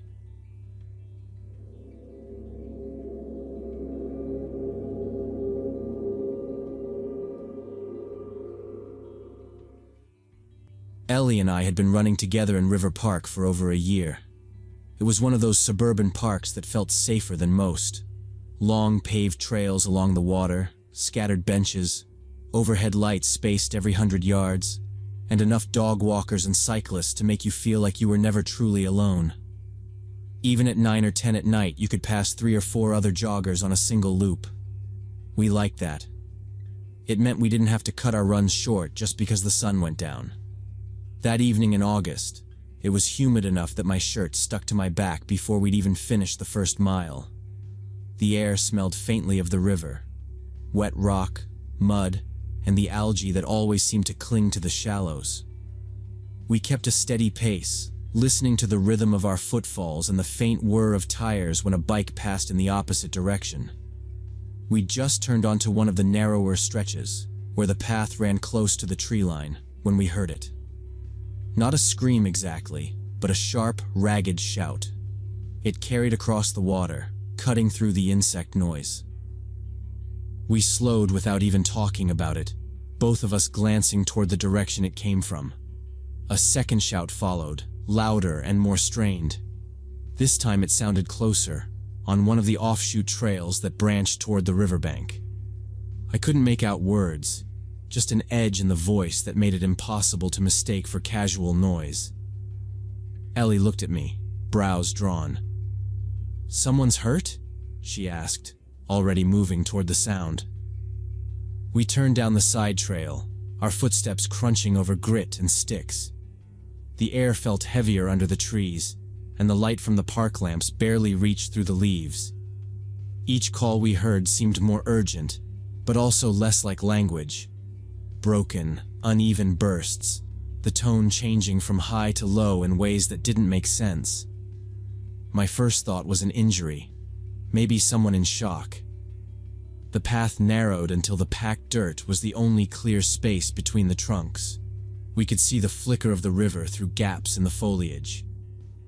The shouts kept coming, sometimes in rapid succession, other times with long pauses that made the silence feel even thicker. We kept moving, trying to gauge how far ahead they were. Then the trees thinned, and the trail opened onto a clearing near the bank. That's where we saw him. A man in dark running clothes, circling between a cluster of oaks like he couldn't decide which way to go. His movements were abrupt, jogging a few strides one way, stopping so fast his shoes scraped the dirt, turning to cup his hands around his mouth, and letting out a shout that was more noise than speech. It was raw, deep from the chest, each one ending in a rough gasp. We stopped just inside the edge of the clearing. He didn't seem to notice us at first. His pacing had no pattern, his head snapping from side to side, as if following something we couldn't see. Every few seconds he'd freeze, shoulders tight, then explode into motion again. The skin on his face and neck gleamed with sweat even in the dim light. Something about the way he moved made my stomach tighten. It wasn't the stumbling of someone drunk, and it wasn't the clumsy stiffness of a runner nursing an injury. It was sharp and unpredictable, like he was reacting to something only he could hear. Ellie shifted beside me, and a stick cracked under her shoe. His head turned instantly. He stopped shouting and stood still, looking straight at us from about 50 feet away. The space between the trees felt suddenly too open. His face was blank in a way that made it hard to read, but there was a weight in the stare that held us there. He didn't move toward us, didn't speak, just watched, shoulders rising and falling with each breath, as if waiting for us to do something first. We didn't speak at first, just turned together and headed back the way we'd come. I kept my pace steady until I heard the sound behind us, the sharp, guttural noise of his voice rising again. It was louder now, and it wasn't just random shouting anymore. The rhythm of it matched the sound of feet hitting the dirt. I glanced over my shoulder and caught sight of him between the trunks, cutting diagonally, not staying on the trail. He wasn't sprinting, but he was moving fast enough to close the distance if we kept jogging. Ellie's hand closed around mine, the sudden pressure telling me everything I needed to know. We broke into a full run, our breathing loud in the stillness under the trees. The shouts behind us stayed steady, not words, just bursts of sound that made my skin prickle. The trail curved sharply, and I kept expecting him to appear ahead of us where it straightened out again. Two shapes came into view from the opposite direction, a pair of joggers, headlamps bouncing faintly in the darkening light. "There's someone unstable back there," I called out before they could even greet us. "Don't go that way." The warning was enough. Their pace slowed, and they exchanged a quick look before turning around to match our direction. No one asked questions. The three of us reached the split where the narrow trail met the main loop, and I risked another look back. No movement, no sound now except for our own feet. The emptiness made it worse somehow, like he'd vanished into the undergrowth. We didn't slow until the gravel underfoot turned to the cracked asphalt of the parking lot. The air smelled faintly of exhaust from a car just leaving. I scanned the tree line one last time. Quiet. I pulled my phone from the pocket of my shorts, my thumb slipping on the screen from sweat. The number for Park Service's emergency line was in my contacts from an unrelated incident months before, and I hit call. The dispatcher's voice was calm, practiced. I described the man, tall, dark athletic gear, late 30s maybe, sweaty, shouting, erratic movement, possible pursuit. She asked for location details, how long ago we'd seen him, whether there were other people in the area. I told her about the two joggers we'd met on the trail, about the way he'd moved like he was trying to cut us off. She sighed, not dismissively, but like it wasn't the first such call she'd taken. "We do get people using substances out there," she said, "especially in the more secluded loops. Thank you for letting us know. We'll send an officer to check." She didn't say how long it would take, or what they'd do if they found him. We didn't linger. The light had faded to that dim blue that comes just before night, and the thought of him still somewhere in those trees made my shoulders tense. The drive home was quiet, except for the hum of the tires. Ellie stared out her window, her reflection ghosting over the passing streetlights. At a red light, she finally said, "I didn't like the way he looked at us." I didn't either, but I didn't say it. The next morning, I searched the local news sites between work emails. Nothing. That night, I checked the Park Service's online bulletins. Still nothing. No arrests, no public warnings. I told myself it meant they'd found him and walked him out without trouble, maybe taken him to a hospital. But the absence of any report kept me checking for 3 more days. Each time, nothing. When we went back to running that weekend, we parked closer to the main entrance and stuck to the loop where the lampposts stood at regular intervals. We passed people we recognized, regulars with neon vests and earbuds, and nodded in that wordless way of shared routine. But when the trail forked toward the riverbank, we didn't even glance down it. Weeks passed, and the pattern stuck. Main trails only, earlier runs when the sun still hung above the rooftops, no side paths. If we saw someone ahead who moved oddly, we slowed and kept a wide berth. Neither of us brought up that night, but it hovered there, shaping where we went and how we reacted. I never saw him again. Maybe he was just a guy having some kind of episode, burned out on whatever he'd taken, shouting at the trees until he wore himself out. Maybe he was more dangerous than that, looking for someone too slow to get away. I'll never know. But every time I pass that junction now, I remember the sound of his voice carrying through the dark, and the way the space between the trees seemed to narrow as he turned to watch us. It was enough to remind me that familiarity isn't the same as safety, and that sometimes the smartest thing you can do is listen to the knot in your stomach, turn around, and run.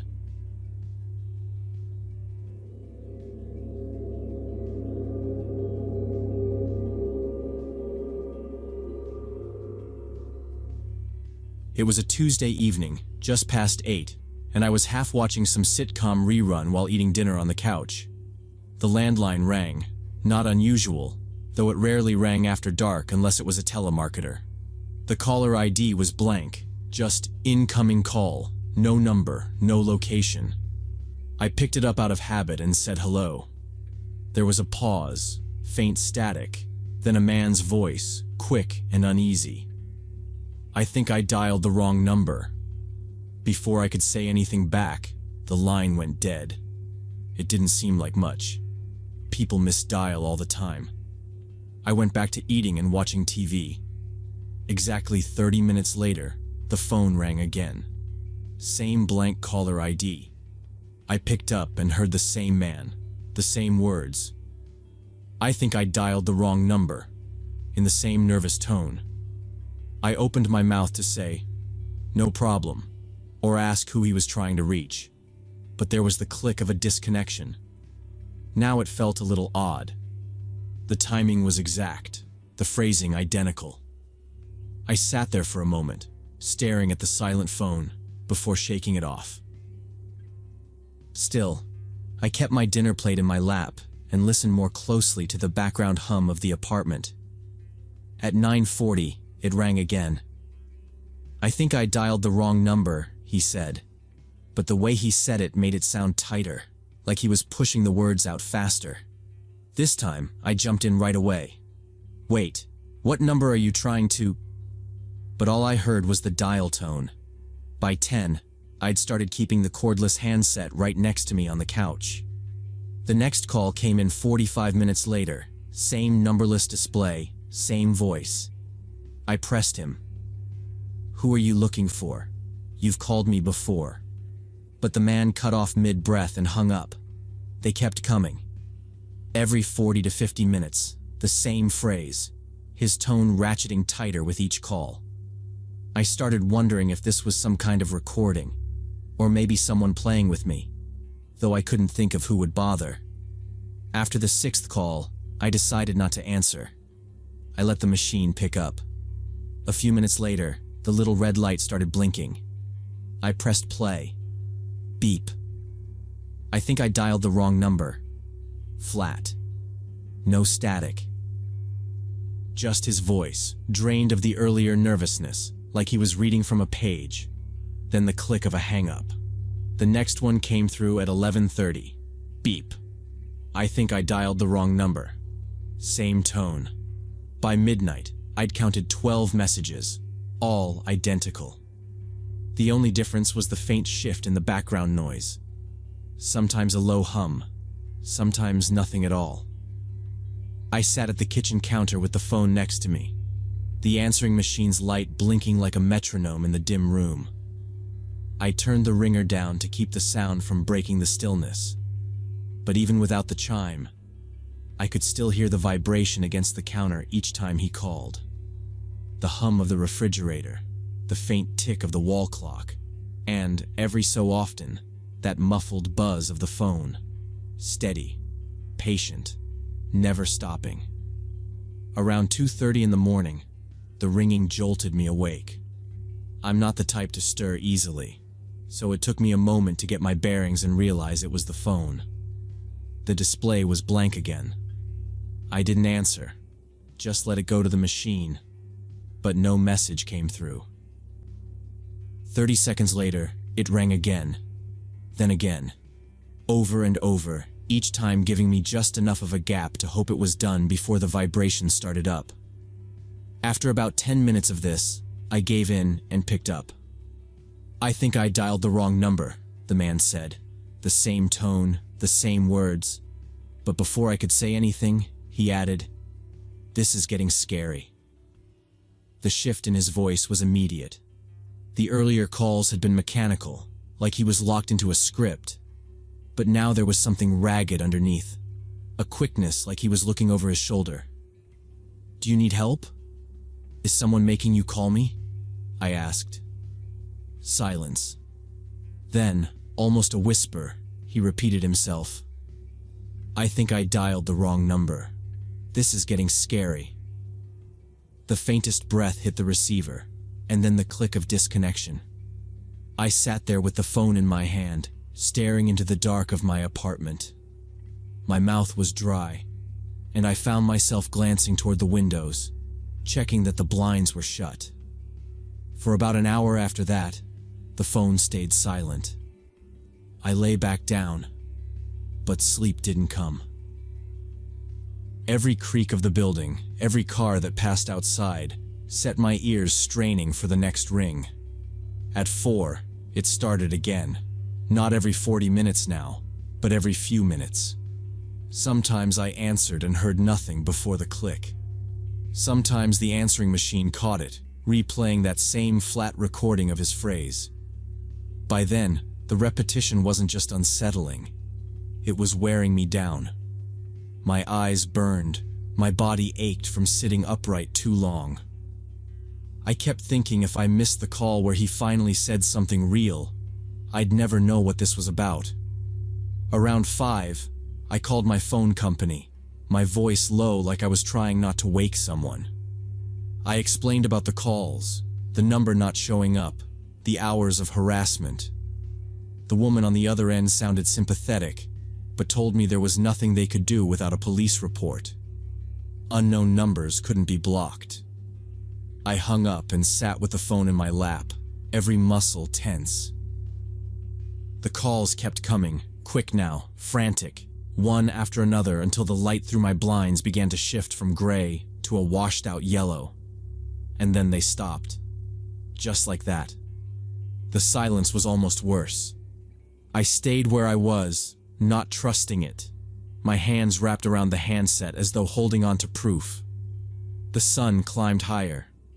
Neighbors' doors opened and shut in the hallway. Somewhere above me, someone started a shower. I was too strung out to lie down. I stayed on the couch, replaying his words in my head, wondering if "this is getting scary" was meant for me or for someone on his end of the line. By late morning, I pulled the cord from the wall. The phone went dead in my hands. I set it in a drawer and closed it, like putting away something dangerous. It stayed there for almost 2 weeks. When I finally plugged it back in, it was almost an afterthought, like testing whether the power was back after an outage. The line was clear. No blinking light. No new messages. The phone rang that evening, but it was a friend's number on the display. The man never called again. I never found out who he was, why he'd latched onto my number, or what made him repeat the same phrase until it curdled into something else. There was no pattern to follow, no thread to pull on. Just a stretch of hours that I could remember in perfect detail but couldn't explain. Since then, I let every unknown number roll to voicemail. I keep my phone across the room when I sleep.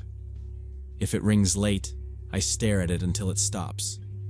Sometimes, though, when the apartment is dark and quiet, I'll think I hear it. That neutral, too steady voice in my ear. I think I dialed the wrong number. And I wonder if one day I'll hear the rest of it again.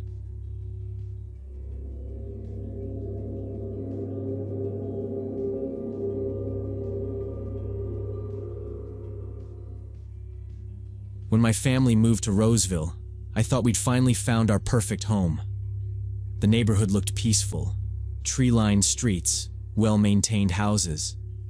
My son Tyler was 8 and couldn't stop talking about his new room. During our first house viewing, I'd parked in what I thought was a public spot across the street. I didn't think twice about it. That small decision would end up being the start of everything that went wrong. The day we moved in, we were still unloading the truck when a man from across the street came stomping over. He was red-faced, square-shouldered, and his voice carried like he'd practiced yelling his whole life. "That's my parking space," he barked before I could even say hello. His name, he told me, was Dwayne Harris. I apologized right away, said I'd move the car. I thought that would be the end of it. It wasn't.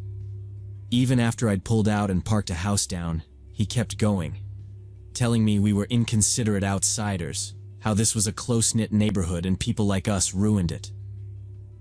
My wife tried to smooth things over, but he just pointed a finger at her and said, "We'd better learn the rules if we wanted to stay." I tried to shrug it off. Everyone has a bad day. But over the next few hours, every time I carried a box inside, I could see him in his window, staring. No wave, no nod. Just watching like we were criminals moving in next door. Tyler asked who the man was, and I just told him he was our neighbor. I didn't tell him that the man's glare was already making me wish we'd never signed the papers. We spent the first week getting settled, hanging curtains, unpacking boxes. Dwayne didn't speak to us again, but he didn't have to. He'd stand in his driveway whenever I came outside, arms crossed, eyes following me until I went back in. One night I caught him slowly walking past our house, looking at the side gate. He didn't have a dog. He had no reason to be there. Within days, the trouble started. The first envelope came on the 5th day, an official city citation for landscaping ordinance violations. According to the notice, our front yard didn't meet height and maintenance codes. The grass was barely an inch longer than the neighbors, but there it was in writing, with a fine if we didn't comply. I spent my Saturday mowing every inch, trimming the hedge until it was shorter than I'd ever seen it, just to be safe. 3 days later, another notice showed up, this time for putting our trash cans out too early. We'd set them out at 7 p.m., the same as half the block. The paper said cans couldn't be out until after 8 p.m. I looked up the ordinance myself. It was true. 1 minute past 8 and you were fine. I wondered who had been watching close enough to report us for an hour's difference. Then came the noise violation report. A letter claimed we'd been blasting music late into the night. We'd been asleep by 10:01. There was nothing to fight. The city had just logged the complaint. It didn't cost us money, but it made our address part of a file somewhere. 2 days after that, someone filed a claim that we'd caused property damage to a vehicle, a large scratch on a black sedan. The plate listed was Dwayne's. We'd never been near it. Every few days, another envelope, another official knock. Inspectors came to check our fence, our gutters, even our back porch railing. Each time, there was Dwayne in his front window, the curtain just barely pulled back, watching. When one inspector walked back to his truck, I saw Dwayne on his porch with a coffee mug, the corner of his mouth pulled into the faintest smirk. My wife stopped opening the door unless she knew exactly who it was. If the bell rang unexpectedly, she'd freeze, glance toward the hallway, and wait for it to stop. The constant visits had her on edge, so much that the sound of the mail slot clapping shut could send her breathing into shallow gasps. Tyler noticed. One night he asked why the angry man across the street hated us. I didn't have an answer that wouldn't scare him. I just told him some people were hard to get along with, and we should keep to ourselves. I didn't say that I'd started to think Dwayne wasn't going to stop until we were gone. The harassment reached a new level when Dwayne had security cameras mounted all over his property. At first, I thought maybe he'd finally decided to focus on protecting his own place. Then I saw where they were aimed. None of them covered his driveway or front door. 3 of them pointed directly at our house. One was angled high enough to see straight into Tyler's bedroom window on the 2nd floor. I walked across the street and knocked on his door. When he answered, I told him to move the camera off my son's room. He gave me this exaggerated laugh, leaning on the doorframe like I'd just told him the dumbest joke. "I'm protecting my property," he said, "from vandals." He never said my name, but he didn't need to. I called the police. When the patrol car pulled up, I felt a little relief, until the officer stepped out and Dwayne greeted him by name like an old friend. They shook hands. I explained the camera situation, pointed at Tyler's window. The officer nodded, then turned to me and said we should work it out like neighbors. The camera stayed exactly where it was, the little red light blinking all night long, aimed at where my son slept. A few weeks later, other things started happening. One morning, our mailbox was hanging open with the door bent in like someone had kicked it. I hammered it back into shape, but 2 days later, it was smashed completely off the post. My wife's flower pots on the porch were knocked over, soil scattered across the steps. Deep, jagged scratches appeared along the side of our car one night. I bought a security system, cameras covering the front, back, and driveway. For a while, it made me feel better, until I realized whoever was doing this knew exactly where the blind spots were. Every new incident happened just outside the camera's range. Dwayne never mentioned the damage directly, but he'd throw out comments if we crossed paths. "Your place sure is accident-prone," he'd say, with that faint smirk. By then, other neighbors had started avoiding us. Conversations would stop when I walked up. I realized Dwayne had been talking about us to anyone who'd listen, and people believed him. The first threatening note showed up in our mailbox in an unmarked envelope. Just a single sheet of paper, typed, "Leave before something worse happens." My wife found another a week later. Same font, same wording, different paper. Tyler stopped playing in the backyard completely. He told me he didn't like the way the cameras followed him. He wasn't wrong. The stress seeped into everything. My wife jumped whenever the doorbell rang. I stayed up late checking the locks twice, 3 times before bed. Tyler started waking up in the night, saying he'd heard noises outside. We stopped inviting anyone over, stopped trying to make friends here. The house that was supposed to be our dream home felt more like a trap we couldn't get out of. 2 years of this wore us down. My wife's doctor prescribed anxiety medication. Tyler's school counselor called to say he seemed tired and distracted. I'd gained 30 pounds from stress and late-night eating, trying to quiet the constant churn in my stomach. We finally put the house up for sale, even knowing we'd lose money. Getting away from Dwayne was worth it. The morning the moving truck pulled up, I saw him standing in his driveway with his arms crossed. For the first time since the day we met, he was smiling. He didn't wave, didn't speak, just watched as we carried the last boxes out. We moved across town, found a smaller place where Tyler could ride his bike without feeling watched, and my wife could sleep without jumping at every sound. The new neighbors wave when we pass. They talk about block parties and watch each other's kids. Sometimes, the bullies win.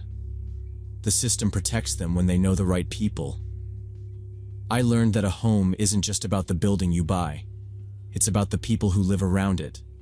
And sometimes, no matter how hard you try, the only way to win is to leave.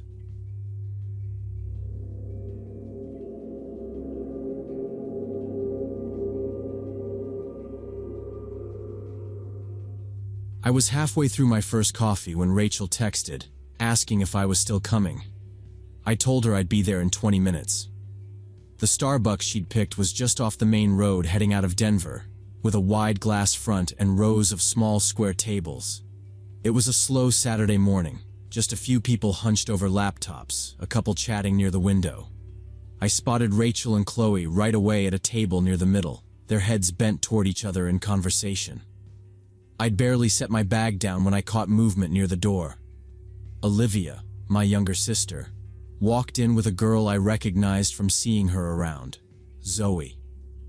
They looked out of place in here, both 19, in hoodies and jeans, glancing over their shoulders before heading straight for me. Olivia leaned down, her hair falling over her face, and said under her breath, "Can I talk to you?" We stepped a few feet away toward the wall of coffee beans on display. She kept her voice low. "That guy in the gray suit, he's been staring at us for like half an hour. He keeps walking past our table, slowing down, looking right at us. It's weird." I started to tell her she was probably overreacting, but then I looked toward the back corner. He was there. A man in his 40s or 50s, dark gray suit, pale blue shirt. He pretended to check his phone, but when he put it away, his head stayed turned toward where Olivia and Zoe had been sitting. A minute later, he got up, walked by slow, his eyes fixed on them. It wasn't the quick, curious glance you give a stranger. It was steady, deliberate, and it didn't break even when he passed by. I watched him make a slow circuit around the shop, then return to his table without touching the coffee cup in front of him. I told Olivia to grab Zoe and come sit with us.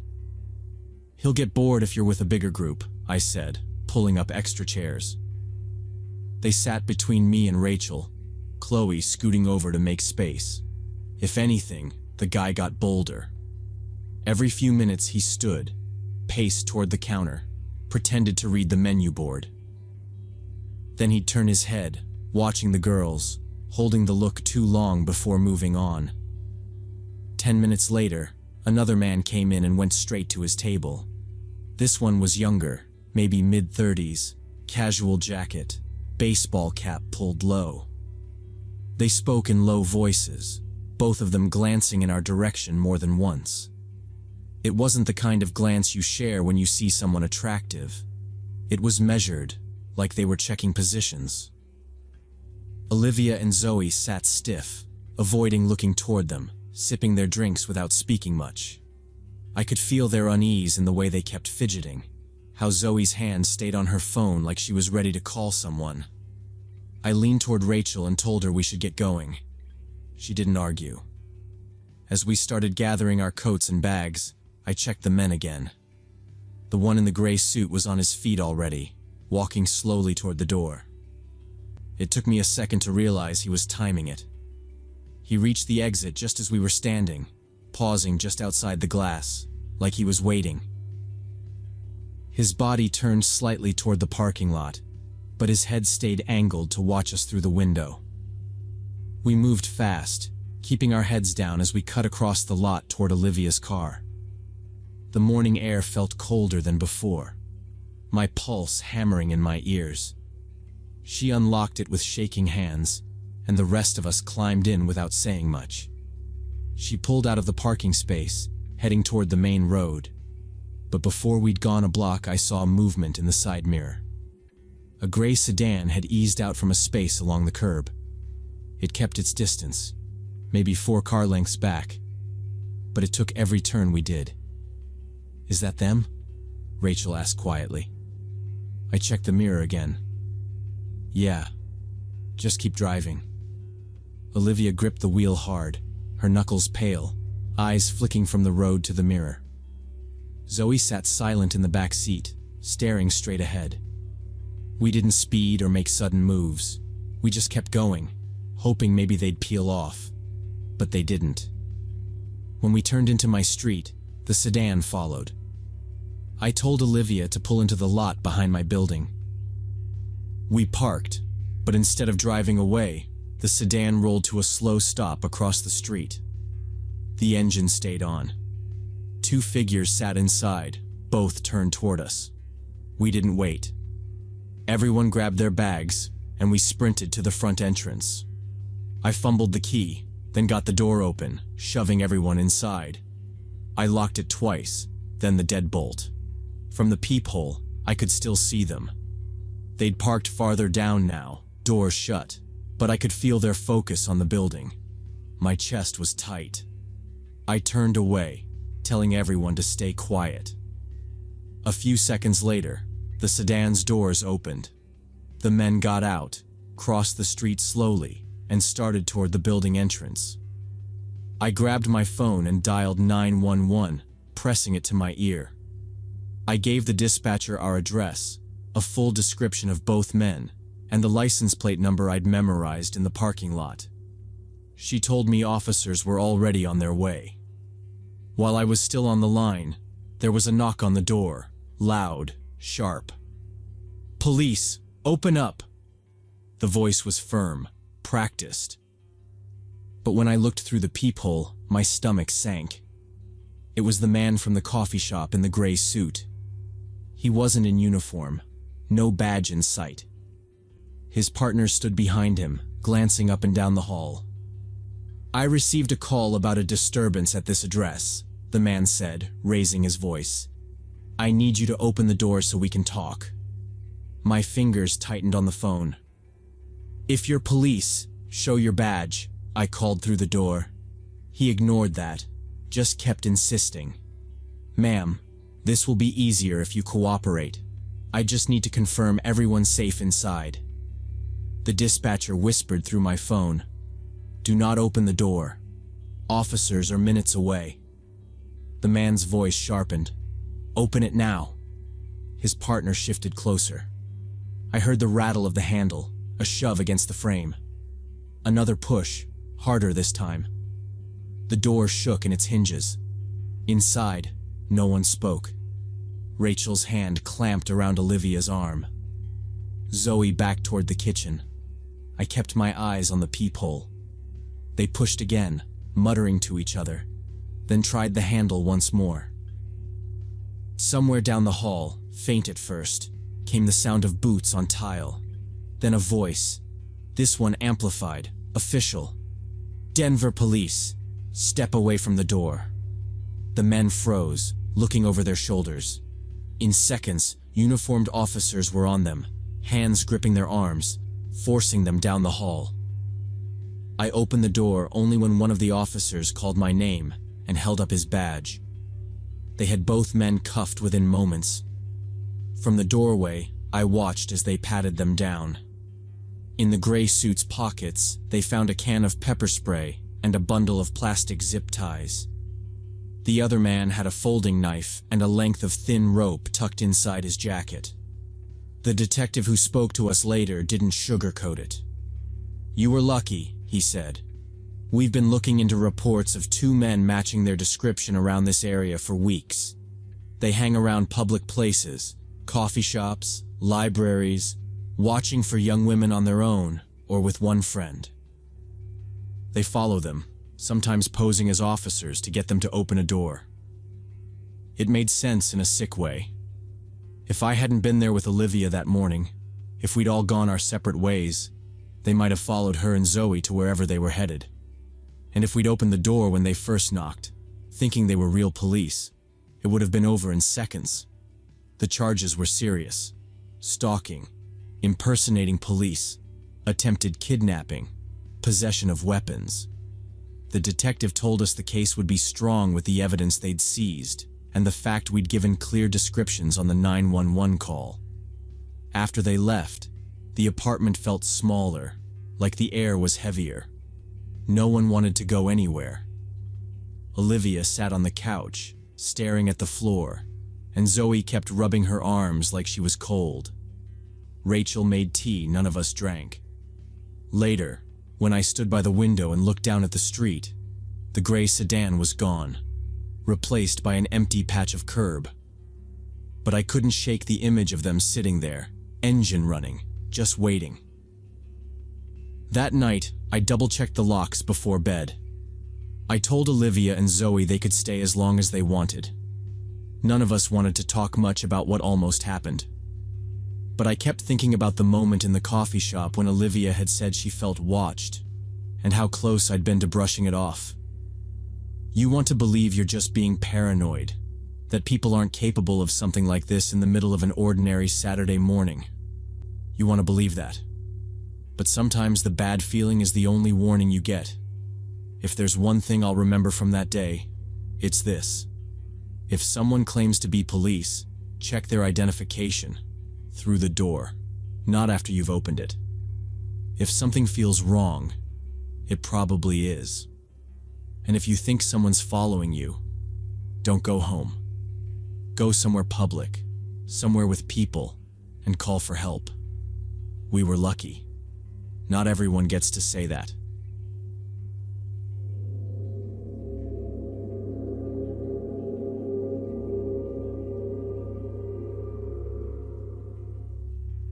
I was 31 and had been working as a system administrator for a small IT company in a corporate building on Corporate Drive for almost 4 years. Staying late for server maintenance had become routine. Updates always ran smoother without users logged in, and I liked the stillness after 9 p.m. Most nights the building was empty except for the lone security guard downstairs. The place had a hum that only came when every office was dark, the HVAC cycling on and off, and my own music or a podcast filling the silence. That night was like any other until about 2 in the morning, when the main database server suddenly stopped responding to network requests. It wasn't just sluggish, it was gone. Every client website went offline at once. I stared at the monitoring dashboard, hoping it was just a hiccup, but the red error light stayed. With no remote fix working, I grabbed my keycard, slipped on my jacket, and headed to the basement server room. It should have been a straightforward job. Check connections, restart hardware, get everything running again. The elevator ride down was quiet, fluorescent lights buzzing overhead. The basement corridors always smelled faintly of dust and warm electronics. When I badged into the server room, the first thing I saw made me stop in the doorway. The main network cable to our primary switch wasn't just loose, it was completely unplugged, lying on the concrete floor. Those cables had locking clips. You had to press the tab firmly to pull one free. It wasn't something that happened on its own. Someone had been in here and had done it deliberately. I bent down, picked it up, and reconnected it until it clicked into place. The server fans spun a little louder as traffic started flowing again. A glance at my phone confirmed it. Every system we hosted was coming back online. I stayed for a moment, watching the status bars turn green, making sure nothing else was amiss. When I stepped back into the hallway, the air felt different, cooler somehow, with a faint echo of movement. As I started toward the elevator, I heard the muffled thud of a door closing somewhere deeper in the building. It wasn't the sound of the server room door behind me. This came from farther away, followed by the measured rhythm of footsteps in the corridor above. I called out, thinking maybe it was maintenance or the night security guard making rounds. My voice sounded too loud in the empty space. No answer came back. But the footsteps kept moving, unhurried, crossing from one end of the hallway to another, then fading before starting again on a different floor. A slow, cold realization crept in. Building policy required all after-hours personnel to check in with one another. If security was in the building, he would have known I was downstairs, and he would have responded. Whoever was moving around up there wasn't supposed to be here. I followed the sound of the footsteps up the stairs, keeping close to the wall to avoid making noise. The stairwell door to the second floor was ajar, and just beyond it, I could see the frosted glass door of Henderson Marketing Agency standing wide open. A narrow beam of light swept across the interior. I stepped closer and saw someone crouched by a row of file cabinets, rifling quickly through folders and drawers. Another figure moved near the far desks, pulling open drawers and dumping contents onto the floor. Both wore dark clothing and gloves, their faces shadowed beneath caps. I spotted a wall phone just inside the hallway and picked it up, dialing the security desk. It rang twice before I realized no one was answering. I hung up, switched to my cell phone, and saw the dead zone signal. 2 bars disappearing completely as I stepped back toward the stairwell.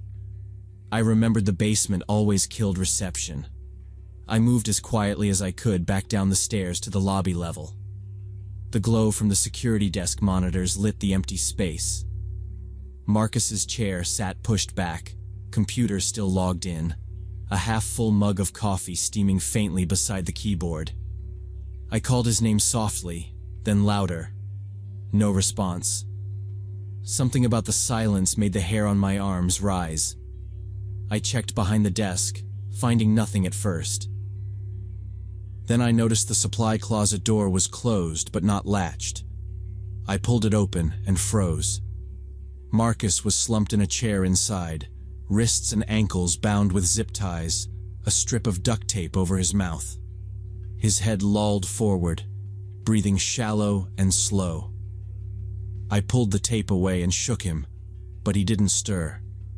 His skin was clammy, and a chemical smell clung to his uniform shirt. His belt was missing, along with the ring of master keys and the access code tablet he carried for the building's alarm zones. I grabbed the desk phone and punched in 911, keeping my eyes on the hallway in case someone came down the stairs. I told the dispatcher there was a break-in in progress, that the security guard had been attacked, and that suspects were still inside. She told me units were less than 5 minutes away and urged me to lock myself somewhere safe until they arrived. I hung up, but instead of barricading myself in an office, I reached for the handheld radio charging on the counter. Flipping it on, I started cycling through the floor channels Marcus used for patrols. The building's internal mics picked up faint thuds and the creak of desk drawers opening. On one channel, a voice whispered, "Check the west side, data servers in there." On another, I caught the sound of something metallic hitting the floor. I could hear them in more than one place now, at least 3 separate rooms being hit at once.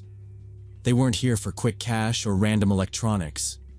They knew where they were going, how to move without tripping alarms, and how to bypass the few cameras Marcus couldn't monitor directly. This was an organized crew with a plan. They'd studied the building, probably for weeks, maybe months, and they knew the night routine well enough to work with precision. From the lobby, I heard a faint clatter of footsteps on the stairwell again, heavier now, more than one person coming down. I slipped behind the counter, crouched next to Marcus, and waited. The sound paused for a moment, then resumed toward the west exit.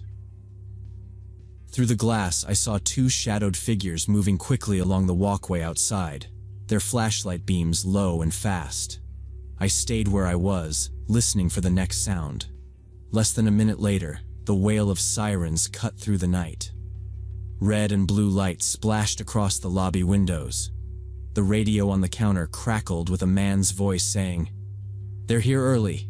Go."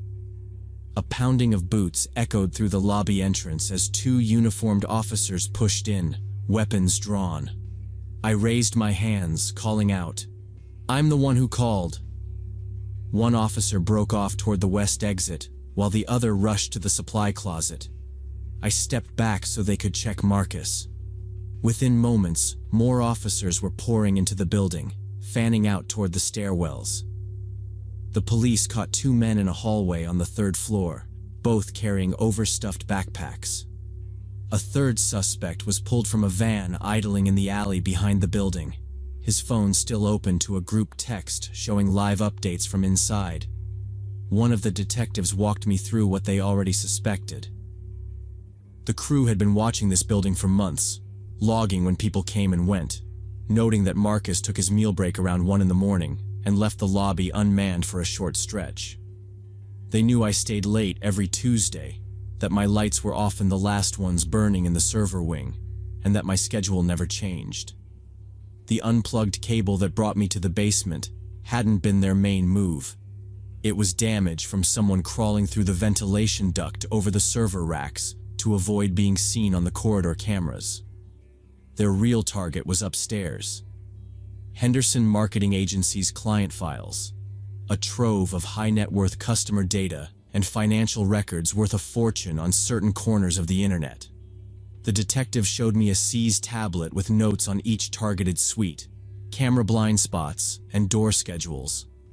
My name was on one page, next to the note, 2s, 6 p.m. 2:30 server maint. Ignore, unless trips alarm. I stared at it longer than I needed to.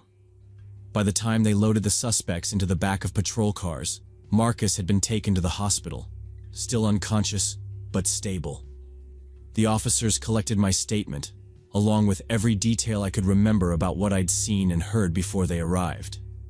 Standing outside in the pre-dawn air, I realized that for weeks, maybe longer, someone had been counting on my predictability as part of their plan. My routine, once just a comfortable habit, had been a piece on their chessboard, a quiet gap they could exploit. And that thought followed me home more than any noise from that night. Sometimes, you don't have to be involved in a crime to play a role in it. You just have to keep doing the same thing long enough for someone else to notice.